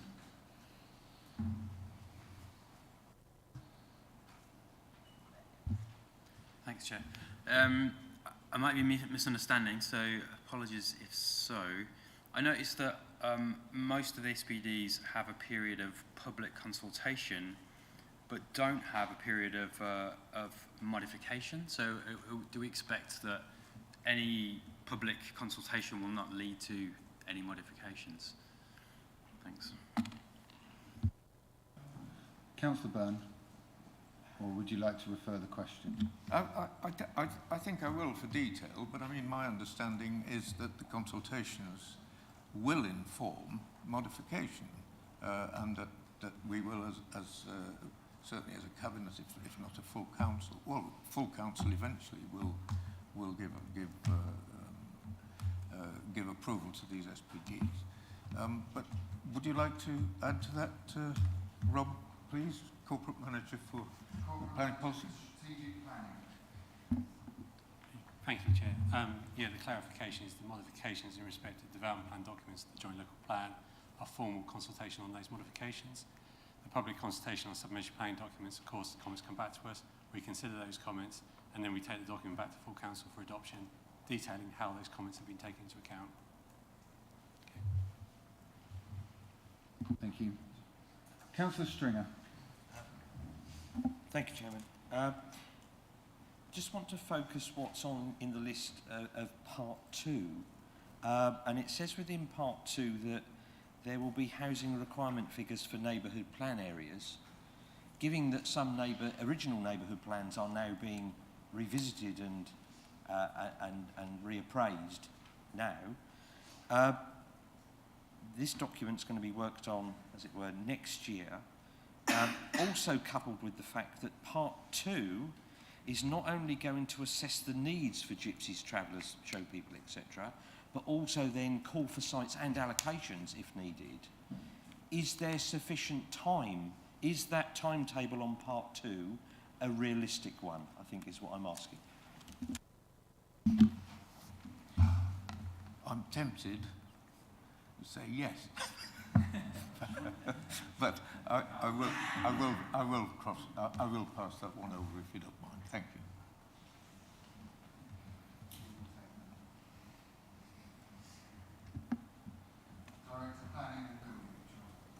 Thank you, through you, Chairman, and thank you, Councillor Stringer. Yes. The timetable is realistic. There has been pressure exerted, as you will all be aware, all councillors know the sincere pressure that your communities feel for us to adopt and deliver a local plan as quickly as possible. Through the examination, we've seen some of the risks of running too quickly at some of these things. So part 2 has been programmed to ensure that we are delivering at the fastest possible pace, while also recognising the need for quality assurance as part of the process. So it has been realistically planned and programmed. Thank you. Yeah, would you like a supplementary question? Yeah, there's just another question that leads on, and I appreciate the response. It just seems incredibly tight in terms of. I was expecting to see allocations or call for sites that work done in part 1 in line with the settled part of the community, but that's not a problem. What I wanted to know, and you should be able to answer the question, in the first table on part 2, we're then going to provide up-to-date settlement boundaries in that, which, because obviously we've got a set going in the existing documents, reflecting commitments and site allocations. I think my question is, what's the difference between a commitment and a site allocation?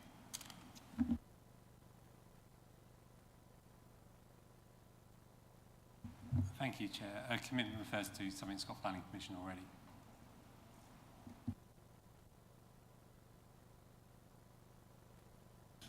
Councillor Wellham. Thank you, Chair. One thing which concerns me as representing an area where there have been lots of planning applications, most of them approved against the wishes of the residents, that we might, when this timetable becomes better known, we might get a flurry of applications for unsuitable sites in the very same villages that have suffered from them in the past. So can you give me any assurance that we're not going to get a flurry of applications? Thank you.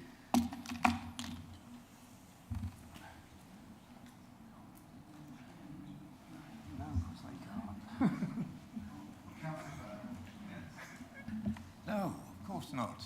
We can't give that sort of assurance. But it's completely out of the council's control. That depends entirely on developers and how they wish to spend their time and spend their money. So, if that was the wording the considered wording of your question, Councillor Wellham, then I can only give you no as an answer.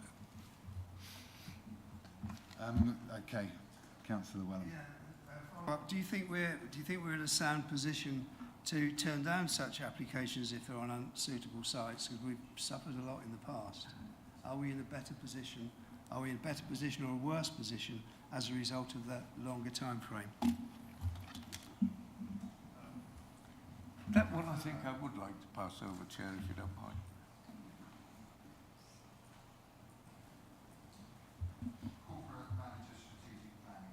Thank you, Chair. Having the Part 1 in place will give a stronger protection, up-to-date planning policies, and we also are just about to finish consultation on the housing land supply of 10.88 years. So I'd argue we're in a much stronger position now than we were a few years back. Thank you.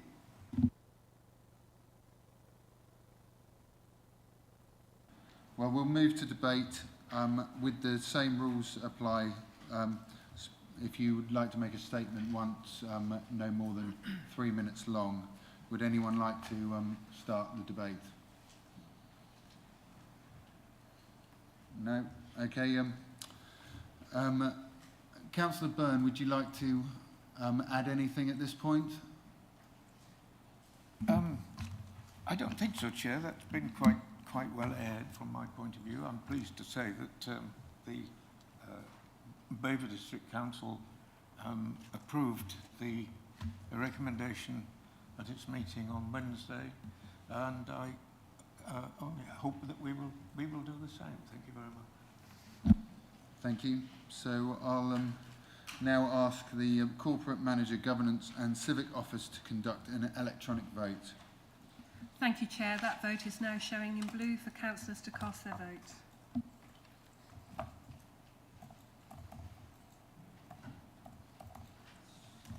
Councillor Pratt, can I take your vote, please? Yeah, I'm in favour. Thank you.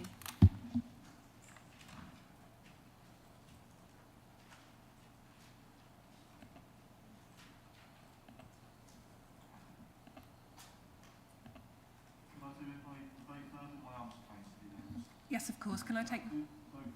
Thank you.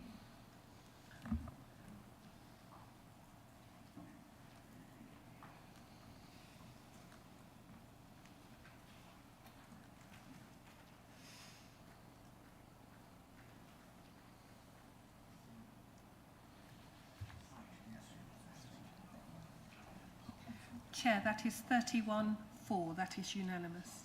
Okay, thank you. That's carried. We're an hour and 45 minutes into the meeting now. Can I ask for a show of hands if anyone would like to have a 5-minute break before we carry on with the rest of the agenda? I think that's enough. I won't worry that it's a majority, but I'll say that people would like a break. So thank you. So that's 5 minutes.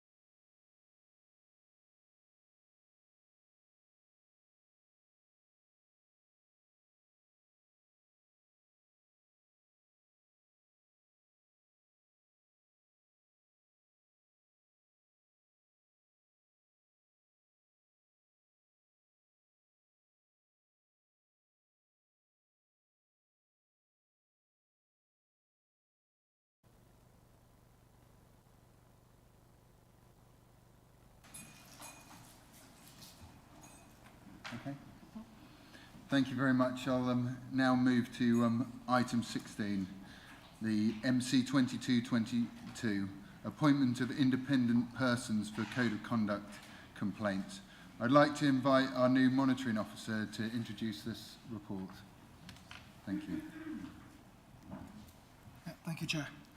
In accordance with the Localism Act 2011, there's a duty upon the council to promote high standards of conduct and high standards.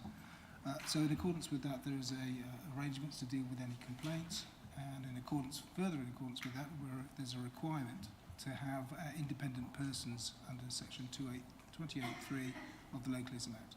So that's what the paper is about today.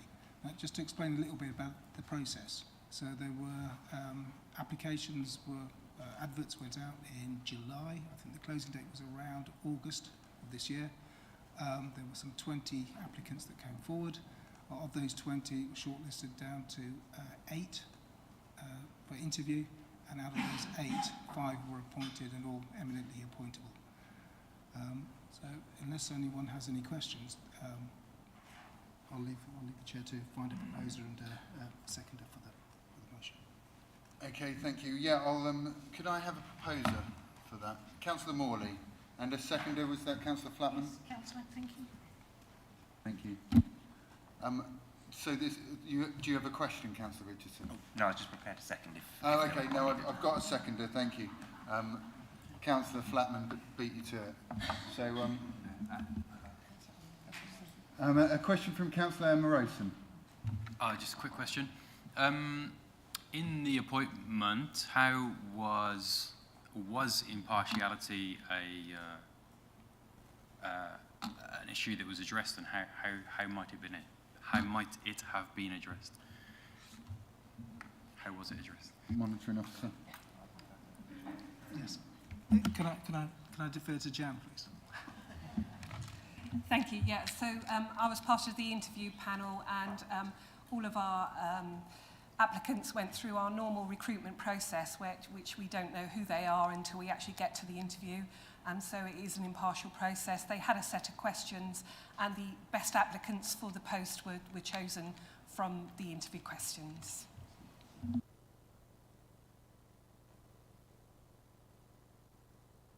No. So we'll move to the debate part of this. It is a question of process, so I don't expect too many people making statements in the debate, but I will open it to it.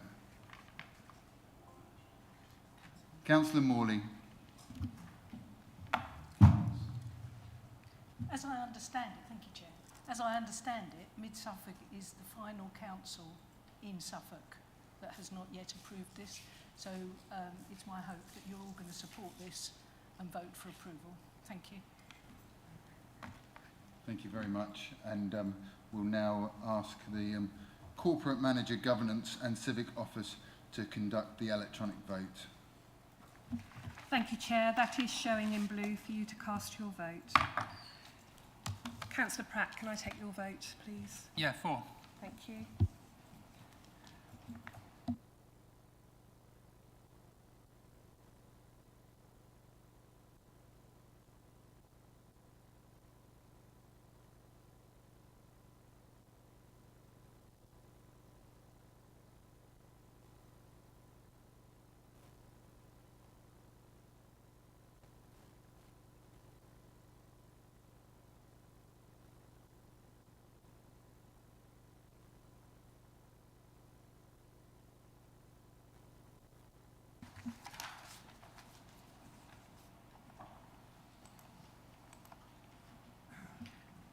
Councillor Carter, did you wish to place your votes?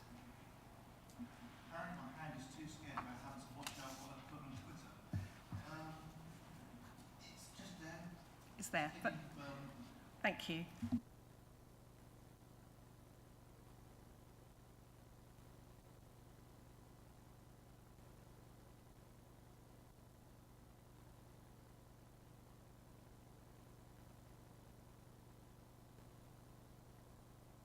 So, Chair, that is 30 votes for.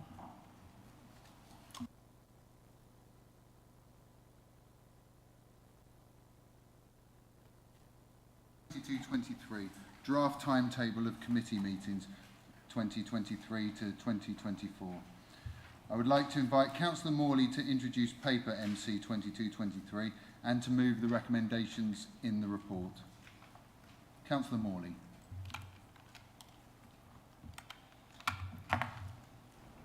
Thank you, Chair.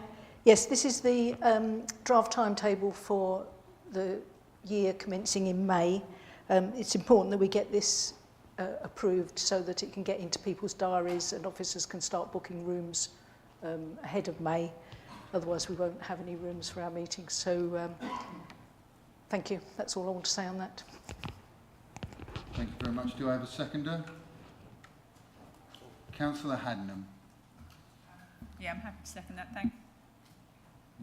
No problem. Unless anyone has any questions. Councillor Wellham. Thank you, Chair. Not so much a question, or well, it is a question, but it's perhaps an observation. The timetable shows separate Mid-Suffolk District Council overview and scrutiny meetings and Baber District Council overview and scrutiny meetings, for, as has been the case in the current year and previous years, but most of the meetings are joint overview and scrutiny meetings, and it's almost at the last minute that the timetable shows that it's a joint meeting. Can I just make a suggestion that next year's overview and scrutiny meeting agrees its work plan early on and gets the timetable changed early on, not a few weeks before the meeting, as has been the case just recently? Thank you. I think it was a question. We'll note that. Thank you very much. Councillor Scarf. Thank you, Chair. Well, firstly, I'd like to endorse what Councillor Wellham has said. Can I ask a question? Has the timetable of meetings been coordinated with Suffolk County Council's meetings? I think this is probably the usual case, but can I just have confirmation that that has been considered? Thank you. I can confirm that we have consulted with the county. Sometimes their meetings aren't so far booked, but where we can, we do plan with them ahead. Thank you very much. Councillor Field, did you have a question? I can form it as a question. It's a tradition on occasions like this for me to ask, or it has been a tradition for 10 years, to ask, is there any possibility that we might form this calendar on, say, Microsoft Outlook, so that we could all merge it with our diaries without spending a lot of time typing silly letters in or writing them on pieces of paper, just to sort of move to a bit more modern technology? Thank you.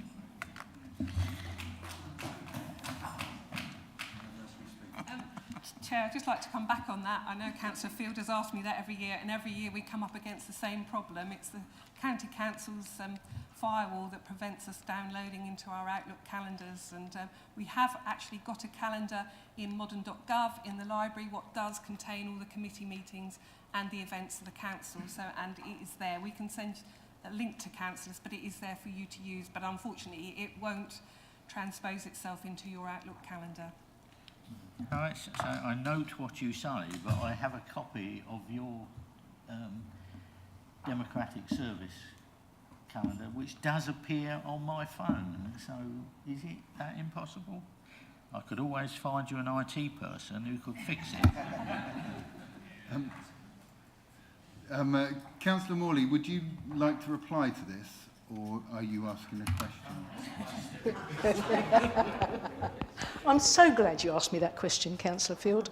I can confirm that we have been trialling, I have been trialling a virtual calendar, and that's in the process of being checked out at the moment, and I'll keep you informed as to what's happening.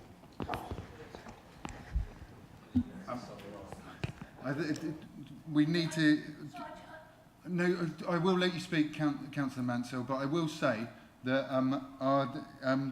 Jan is very approachable outside of this meeting for these little tweaks and things that need to do. And I'm sure no one would begrudge a little tweak or a mistake. But, yeah, Councillor Mann. It was a point of clarification, actually, because I have no idea what a virtual calendar is. So could Councillor Morley just tell me what a virtual calendar is? I have a calendar. It's not virtual. Thank you. Councillor Morley. It's electronic. Thank you very much. I don't think we need to debate this. I think we can take this straight to the vote. So thank you very much. I'll ask the Corporate Manager for Governance and Civic Office to conduct the electronic vote. Chair, it is showing in blue for you to cast your votes.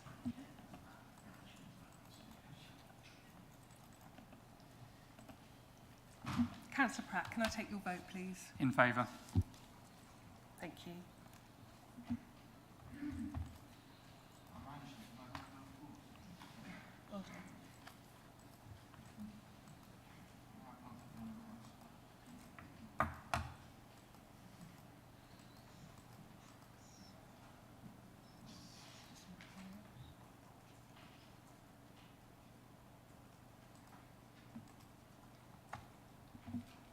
Councillor Norris, are you having technical problems?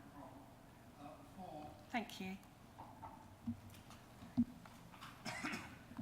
Chair, that is 31 in favour. Thank you, that's carried. The next item is 18, MC 2224, decisions taken by the Chief Executive under...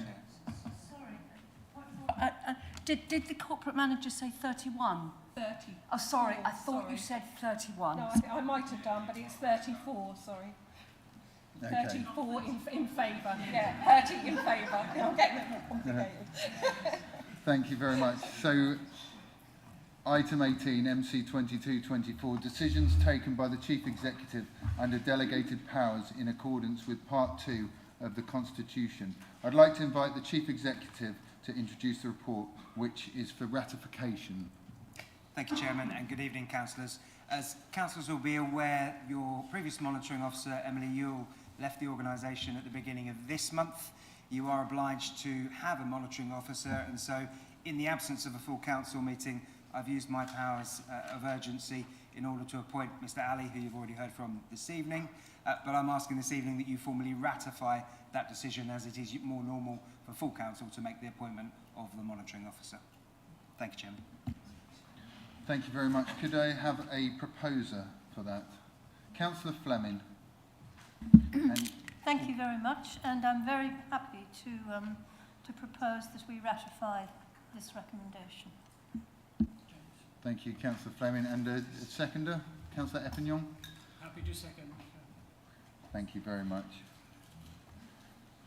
So the recommendation is that the Council ratifies the decision taken under delegated powers by the Chief Executive. Unless members have any questions, I want to put this straight to the vote. I'm tempted to ask, Chair, if we were to say no, would the interim monitoring officer intervene? No, sorry, I'm being facetious. I'm being facetious. I might worry about that after the vote. So, yeah, thank you all. I'll now ask the Corporate Manager, Governance and Civic Office to conduct an electronic vote. Thank you.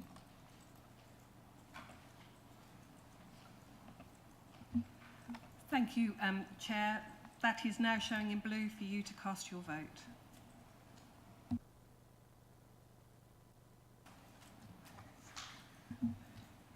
Councillor Pratt, can I take your vote, please? For. Thank you.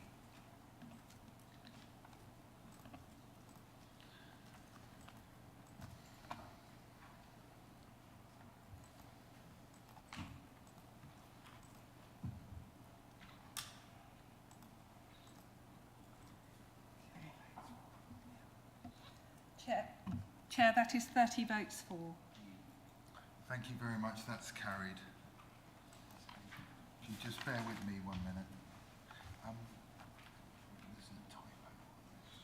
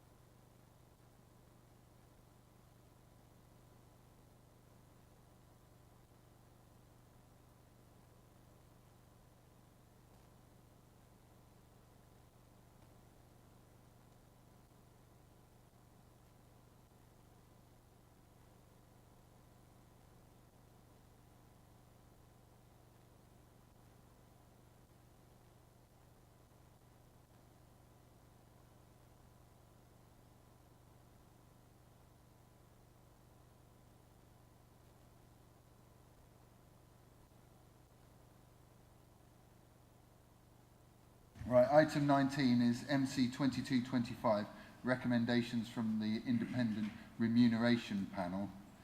I would like to invite the Corporate Manager, Governance and Civic Office to introduce this report.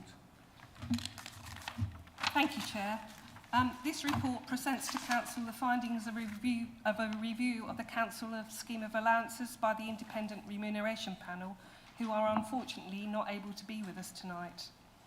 Under the Local Authorities Members Allowances England Regulations 2003, the regulations, the Council is required to establish and maintain an independent remuneration panel to make recommendations to Council about the allowances to be paid to members. It is important that the Council appoints an independent remuneration panel and pays due regard to the views of the panel before any decisions are made in respect of changes to the scheme of allowances for members. As part of this review, a questionnaire was issued to all councillors to support and inform the review. Responses were received from 39 of the 69 current councillors, 59% response. The information obtained was helpful in informing the IRP's deliberations. The IRP interviewed 8 current councillors using a structured questioning process and held focus groups across both authorities. An opportunity was also given for individual councillors to be interviewed if they wished or submit comments to the panel. As part of their review, the IRP also examined the current scheme for both authorities and highlighted differences and anomalies made comparative reviews from other similar authorities. They also examined the report from the previous review and took into account the councillors' role descriptions and terms of reference. The panel also met with the Chief Executive. The IRP's report and their findings are detailed in Appendix A of the papers. Just need to draw your attention to a typo on the front of the report under recommendation 2. It should read 5669, and wherever that is referenced, I think it's just the first 2 figures have just been put the wrong way around. It should also be noted that the review had taken place before the full extent of the cost of living crisis was known. As the previous scheme was backdated to 2017 to accommodate the changes in the governance arrangements, the indexing for the current scheme stopped in 2021. Therefore, there will be no uplift to the councillor allowance scheme for this year. Councillors will need to take these factors into account when considering the report before them. Finally, I would like to thank the IRP panel for their comprehensive review of the scheme. Thank you, Chair. Thank you. The report is from the Independent Remuneration Panel and not tabled by a councillor. I intend to move the recommendations in the report myself and ask for a seconder. Councillor Epignon. Thank you, Chair, and I'd be happy to second that. Thank you. Councillor Morley, I believe you have an amendment you'd like to table.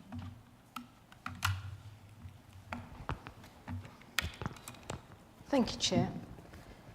As you all know, following the IRP's report, a cross-party working group of the 2 councils was set up to review the panel's recommendations.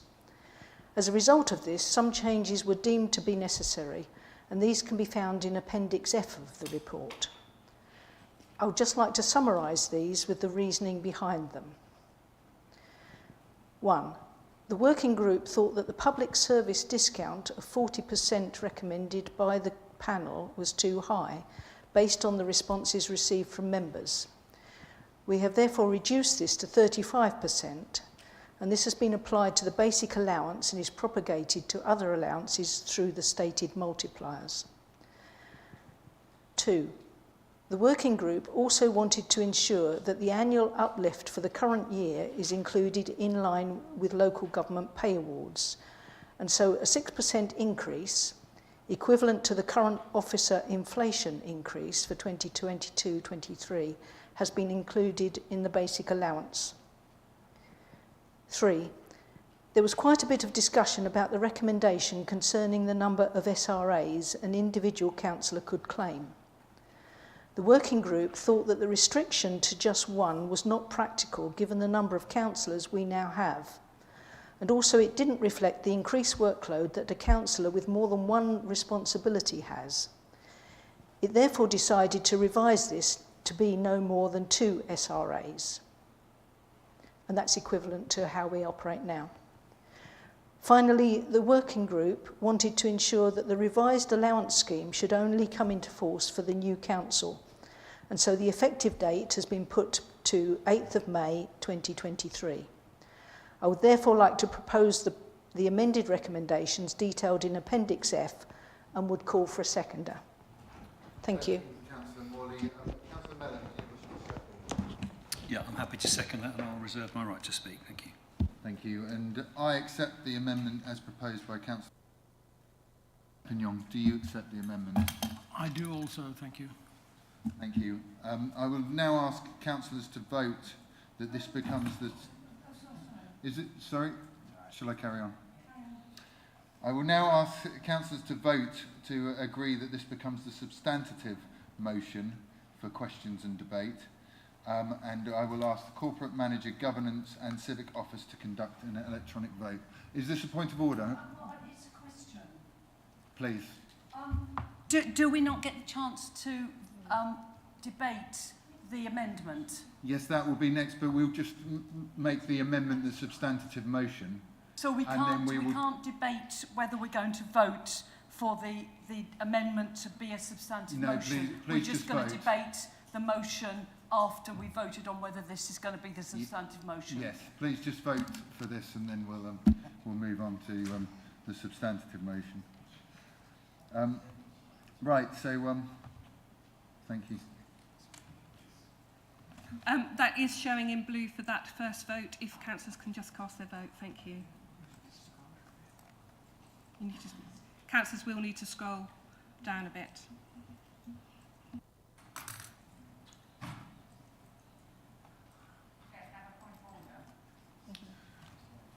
Yes, Councillor Eburn. Thanks, Chair. I'm just a bit concerned about the wording in that because it says to accept the amended recommendations.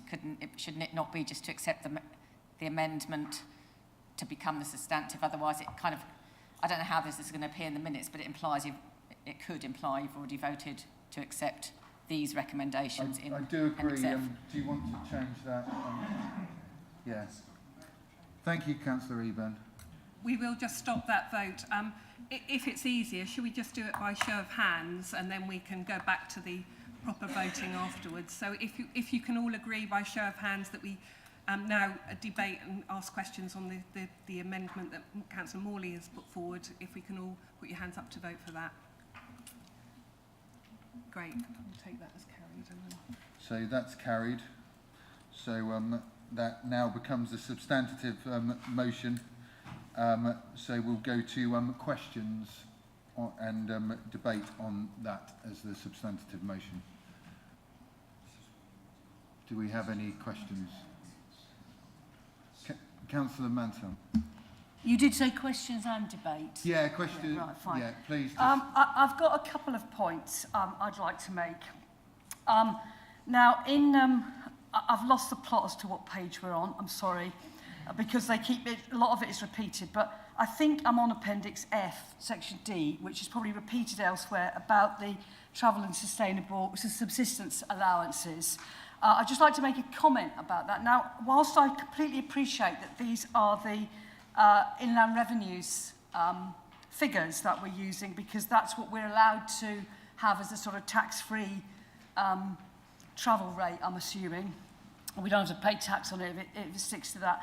I think it is a great shame that we are unable to increase the passenger allowance to encourage more councillors to share transport rather than everybody come in a car with one person in it. And I realise our hands are tied. I just wanted to make that comment.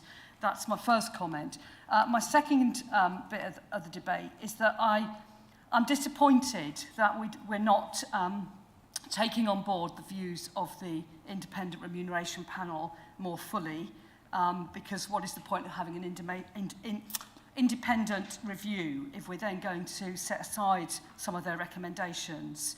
And I do feel quite strongly about this number of SRAs. So I'm not going to be voting for the proposal now that it's been amended, because what was it Councillor Morley said? She said that given the number of councillors we've got, we can't have the restriction to one SRA. Now, I remember this council when we were debating the new number of councillors before the last boundary review, before the last election. And we had lots of discussion about how many councillors we needed on this council to provide sufficient councillors on all the committees that we have. And here we are, the leaders telling us we now don't have enough councillors. Well, surely that part of the debate we should have had back then in whenever it was 4 or 5 years ago. So we have sufficient councillors on this council to fulfil all of those roles that require special responsibility. There shouldn't be a need for a vast number of people to have more than one. Now, saying that, I appreciate that there are a number of people who are on a planning committee, and we can't have everybody only having one if you count all the planning committee members as well. So I see no reason why we can't have one SRA excluding the planning committee members' allowance. And I think that would be a much fairer way of doing it.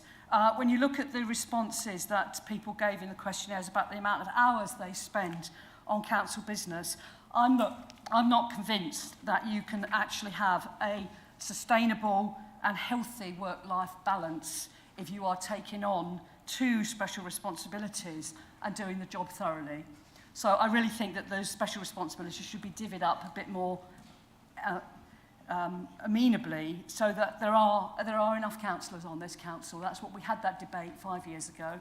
So I won't be supporting this motion. Thank you, Chair. Well, rather like Councillor Mounsell, I really see little point in having an independent remuneration panel and then it being upgraded. But the point I would make, the table on page 268 shows our relative position roughly in the middle of the comparative of 27 councils in this area in the east. If we accept that we are going to increase the basic allowance to 6,510, we shoot up, in fact, to 4th position. Now, whilst I would love the council to be in a high position in any comparative table, I would like to think that was in terms of service and that kind of thing, and rating the council. I don't like us be seen to be at the top end of that table, so I too won't be voting for this. I'm quite happy for the independent remuneration panel's recommendations, and I think if we appoint such a panel, then we shouldn't ride roughshod over them. I accept that various member groups have had some input into this and their view is somewhat different, but I certainly won't be voting for it. Thank you. Thank you. Councillor Mayor. Thanks, Chair. Lots of different things floating through my head. I don't have a problem with the recommendations. I don't have a problem with 2 SRAs, and never done this before, but speaking in support of Councillor Mellon there, he took on the leadership of the opposition there. He still has to read the hundreds of pages of planning documentation. So why shouldn't he have 2 allowances if they're completely unrelated?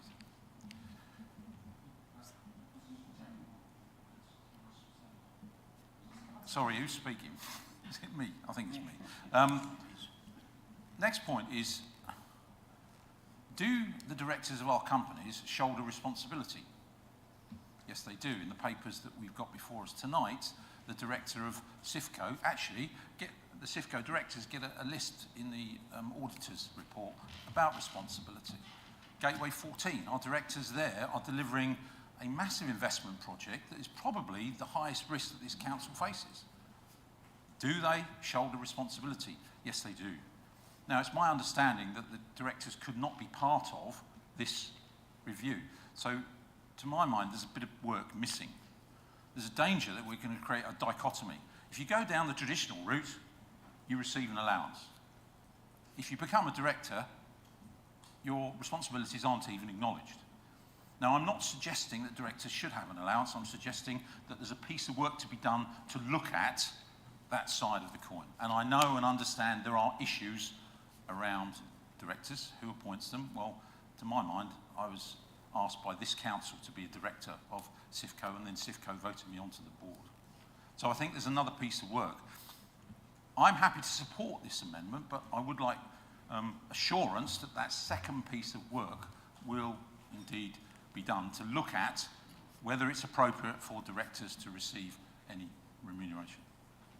Thank you. I'd just like to invite the Corporate Manager, Governance and Civic Office to come back, because you did ask a question there that she'd like to clarify. So, Chair, I just would like to clarify that the Independent Remuneration Panel, after the comments that councillors did make to them in the workshops and the interviews, did take that matter into account and did consider it. But because once the council pays councillors to be a board member, that then becomes a disclosable pecuniary interest. They felt that was a conflict, because that would actually mean that every time the companies was discussed, if you were a board member, you would have to leave the room. So they left it where it was as a conflict of interest.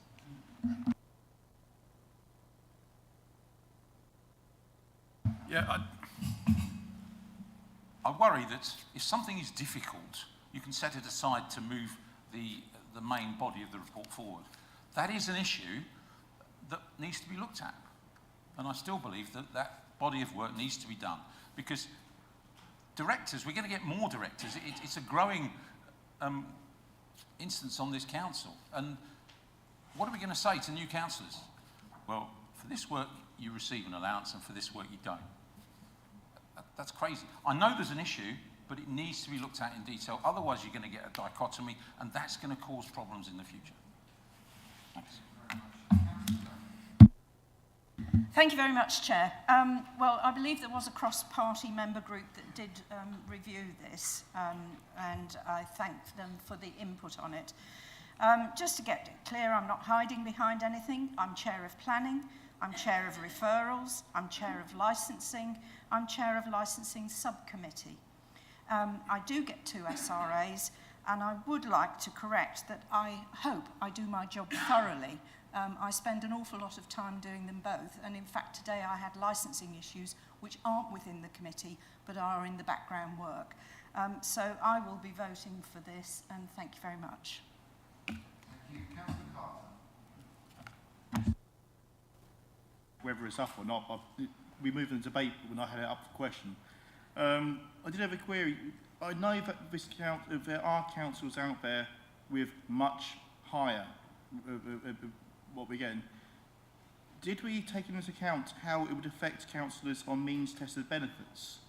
So actually having these higher rate wages, because we want to have more diverse council in the future. We want to have more councillors. It is very ominous taking on a role which you got 4 years of guaranteed, when you afterwards you have to apply for benefits again straight down the bottom, and then have to wait another 9 months before you hear back to actually get anything. So have we taken into account how it affects other people applying, and have we ensured that we can get other councillors coming in which won't have to scrap everything to do so?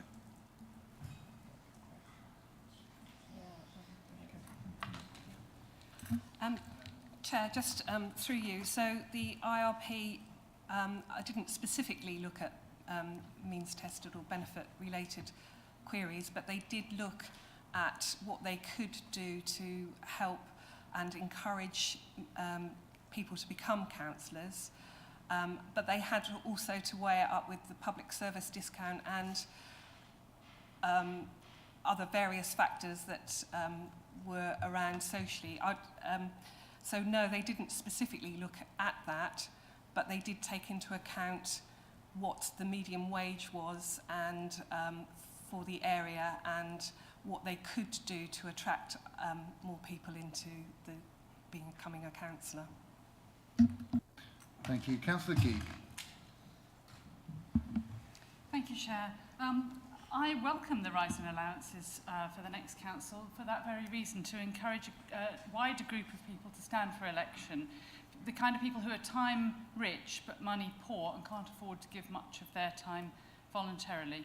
It's also very welcome that there's a generous childcare allowance with no maximum, and that there's a parental leave policy for councillors.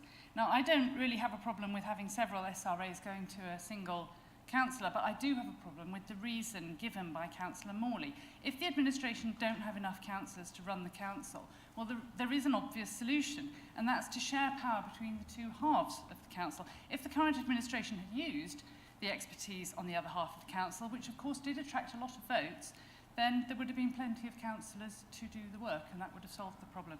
Thank you. Councillor Humphreys. Thank you, Mr. Chair.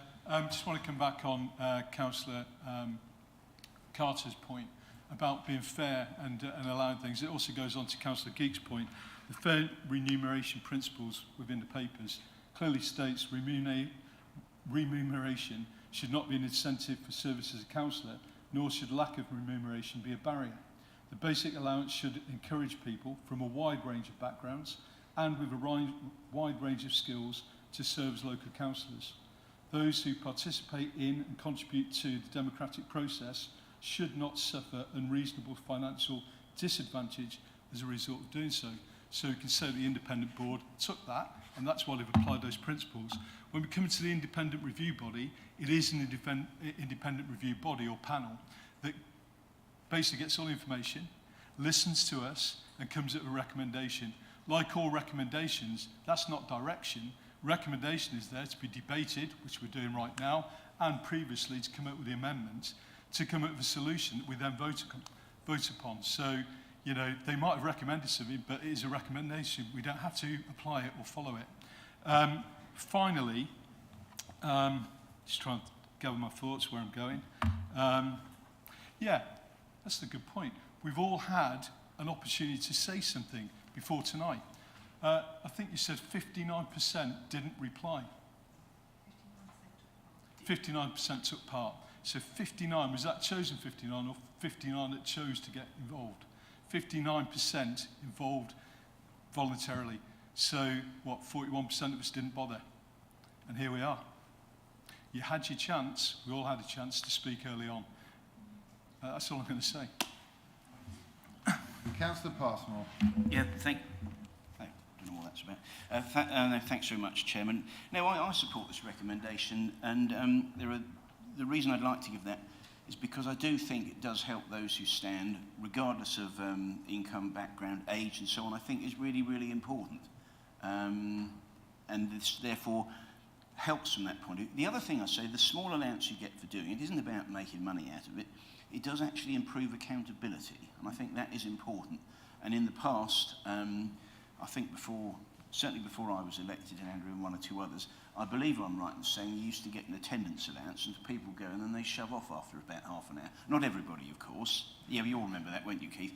So I think it's a better system, and I think the fact there's been a cross-party group on this as well, which has come up with the recommendations, and I have to say in the past, independent panel recommendations have not always been taken up either, for other reasons. So now I welcome this, so I should be supporting it. I think it's balanced, I think it's fair, it's reasonable, it addresses a lot of the questions that all of us have said on both sides, and so let's just get on with it. Councillor Matheson.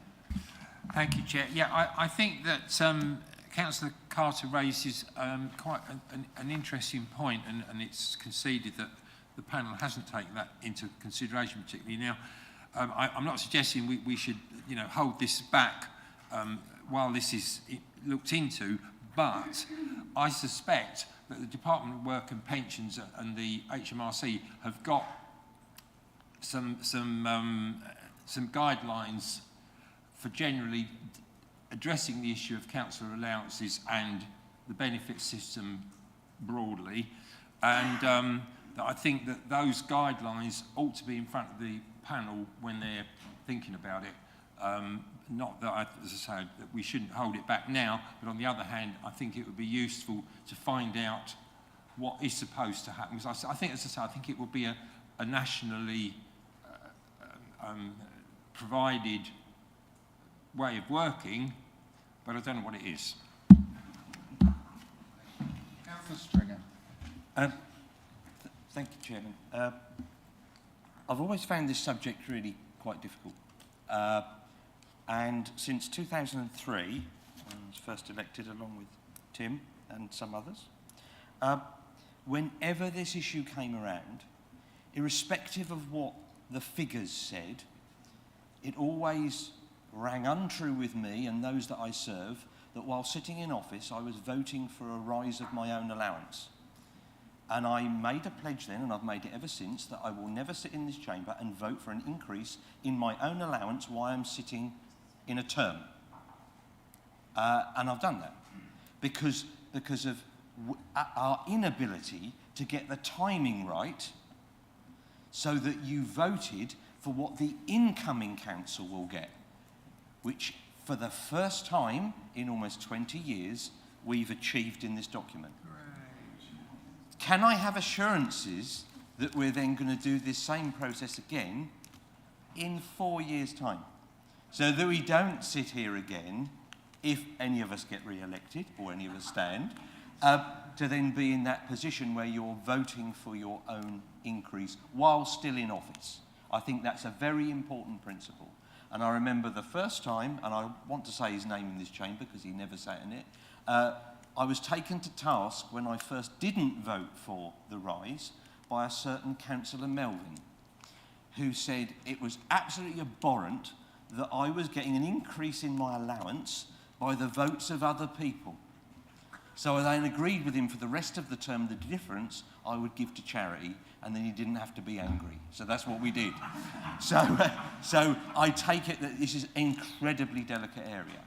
I am slightly concerned, I have to say, that the independent panel's recommendations have been what others might see as copper-plated.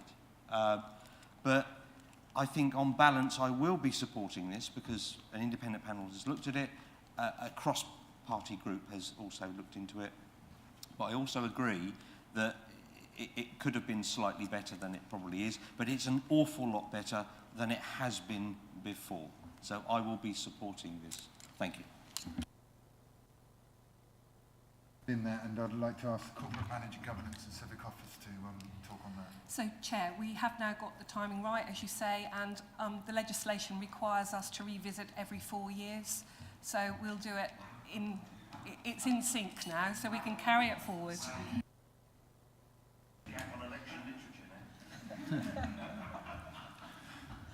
Thank you very much. I can't see any more hands. Councillor Mellon, would you like to add anything? Yeah, thank you, Chair. I sat on the cross-party group, so I think it's probably worthwhile saying a few words just in summary. I'm very grateful to Councillor Humphreys for reading out that paragraph. I was going to read it out myself, but he beat me to it. But that, I think, is a key issue, that it should be an incentive for service, but not a barrier, these allowances.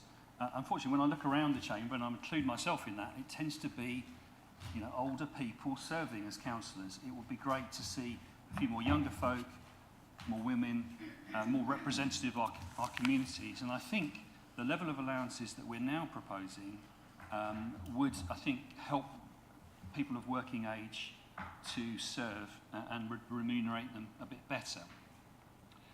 The question is, why have we departed from the panel's recommendations?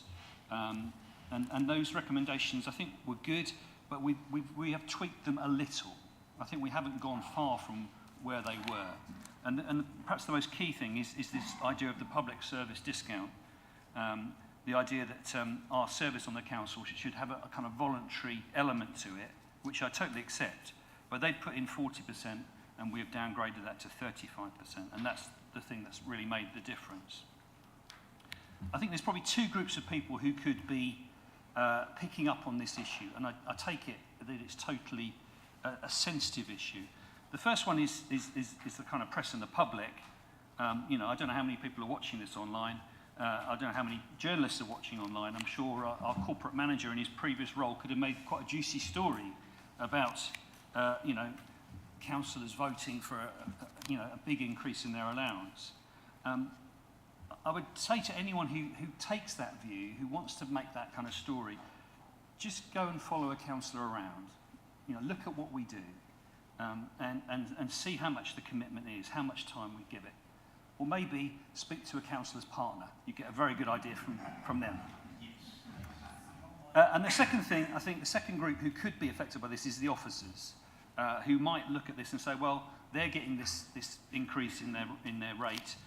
Why shouldn't we get a commensurate increase as well? But I look at the overall hourly rate and compare that with perhaps what senior officers are earning.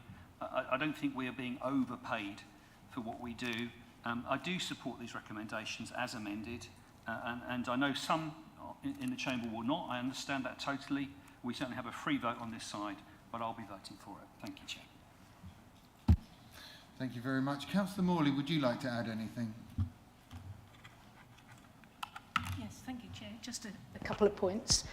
The first point I'd like to make is when I said that we don't have enough councillors to run the council, that wasn't quite what I meant. I wasn't in the cabinet when we did that, when the boundary reorganisation took place, but I am given to understand that the number of councillors were decreased from 40 to the number that we have now on the assumption that we were going to merge with Baber and that therefore it would be the right number of councillors. So, and the other point I'd just like to remind people, thank you so much to the opposition who have volunteered to be on more committees. I really appreciate that, but most, I think all of our committees are politically proportionate, and so there is not that ability to do that. So I think having 2 SRAs is entirely in keeping with the workload that we all have. So, and the other thing is around the reduction from 40% to 35% for the public service.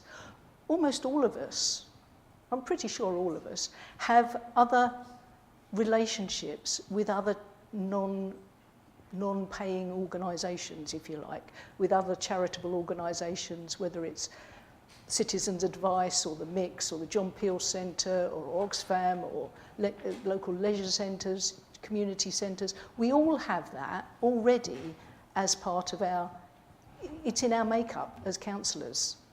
We get involved because we want to do that public service.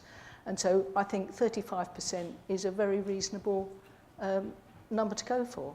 So I would encourage all of you to vote for this. The Working Party considered it, is cross-party considered it, and these are what the Working Party came up with. So thank you all very much. Thank you very much. I will now ask the Corporate Manager Governance and Civic Office to conduct an electronic vote. Thank you. Thank you, Chair. Those recommendations. Yeah. Technical hitch, sorry.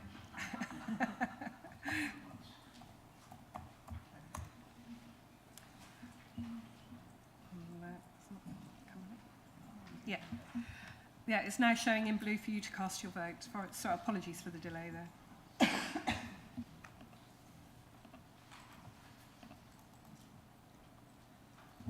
Councillor Pratt, can I take your vote, please? I'm going to abstain. Okay.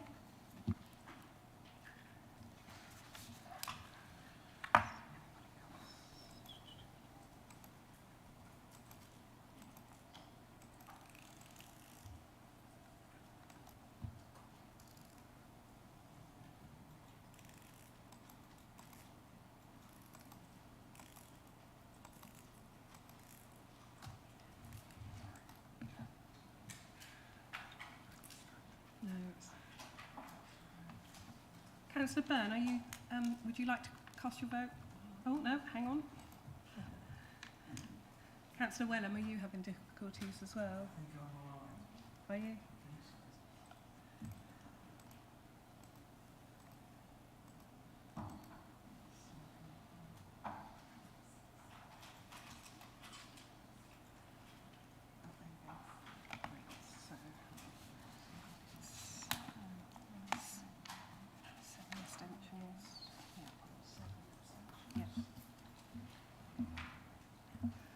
Chair, that is 19 for, 4 against and 7 abstentions, so that is carried.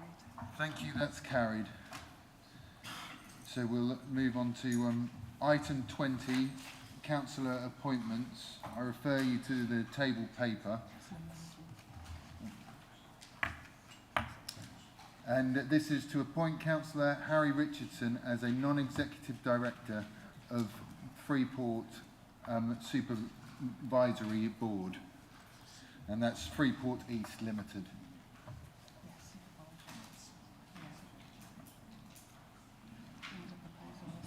Could I have a proposer and a seconder, please? Councillor Morley Yes, yes. and Councillor Flatman as a seconder. Thank you. And I'll now ask the Corporate Manager, Governance and Civic Office. Am I permitted to ask a question? Please ask a question. Well, I've got three actually. Sorry. Okay.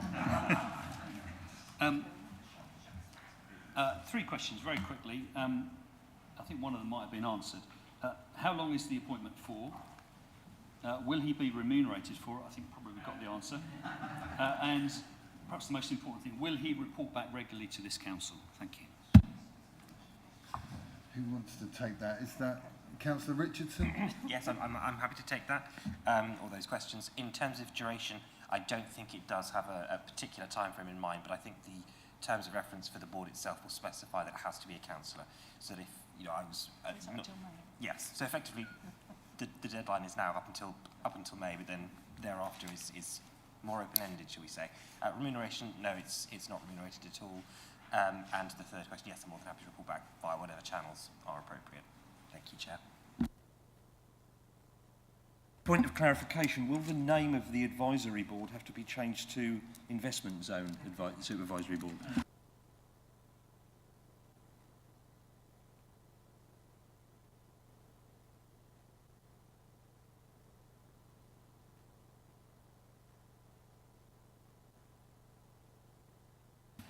So, Chairs, you can, we can now cast your vote. It is showing in blue.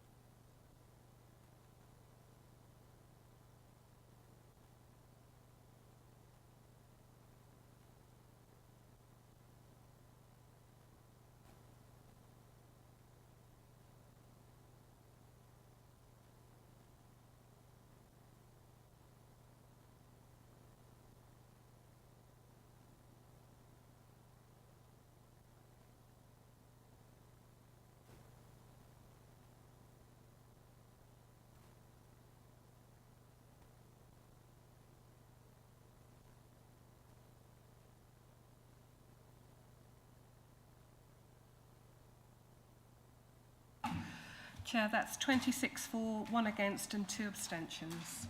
Thank you. Notice?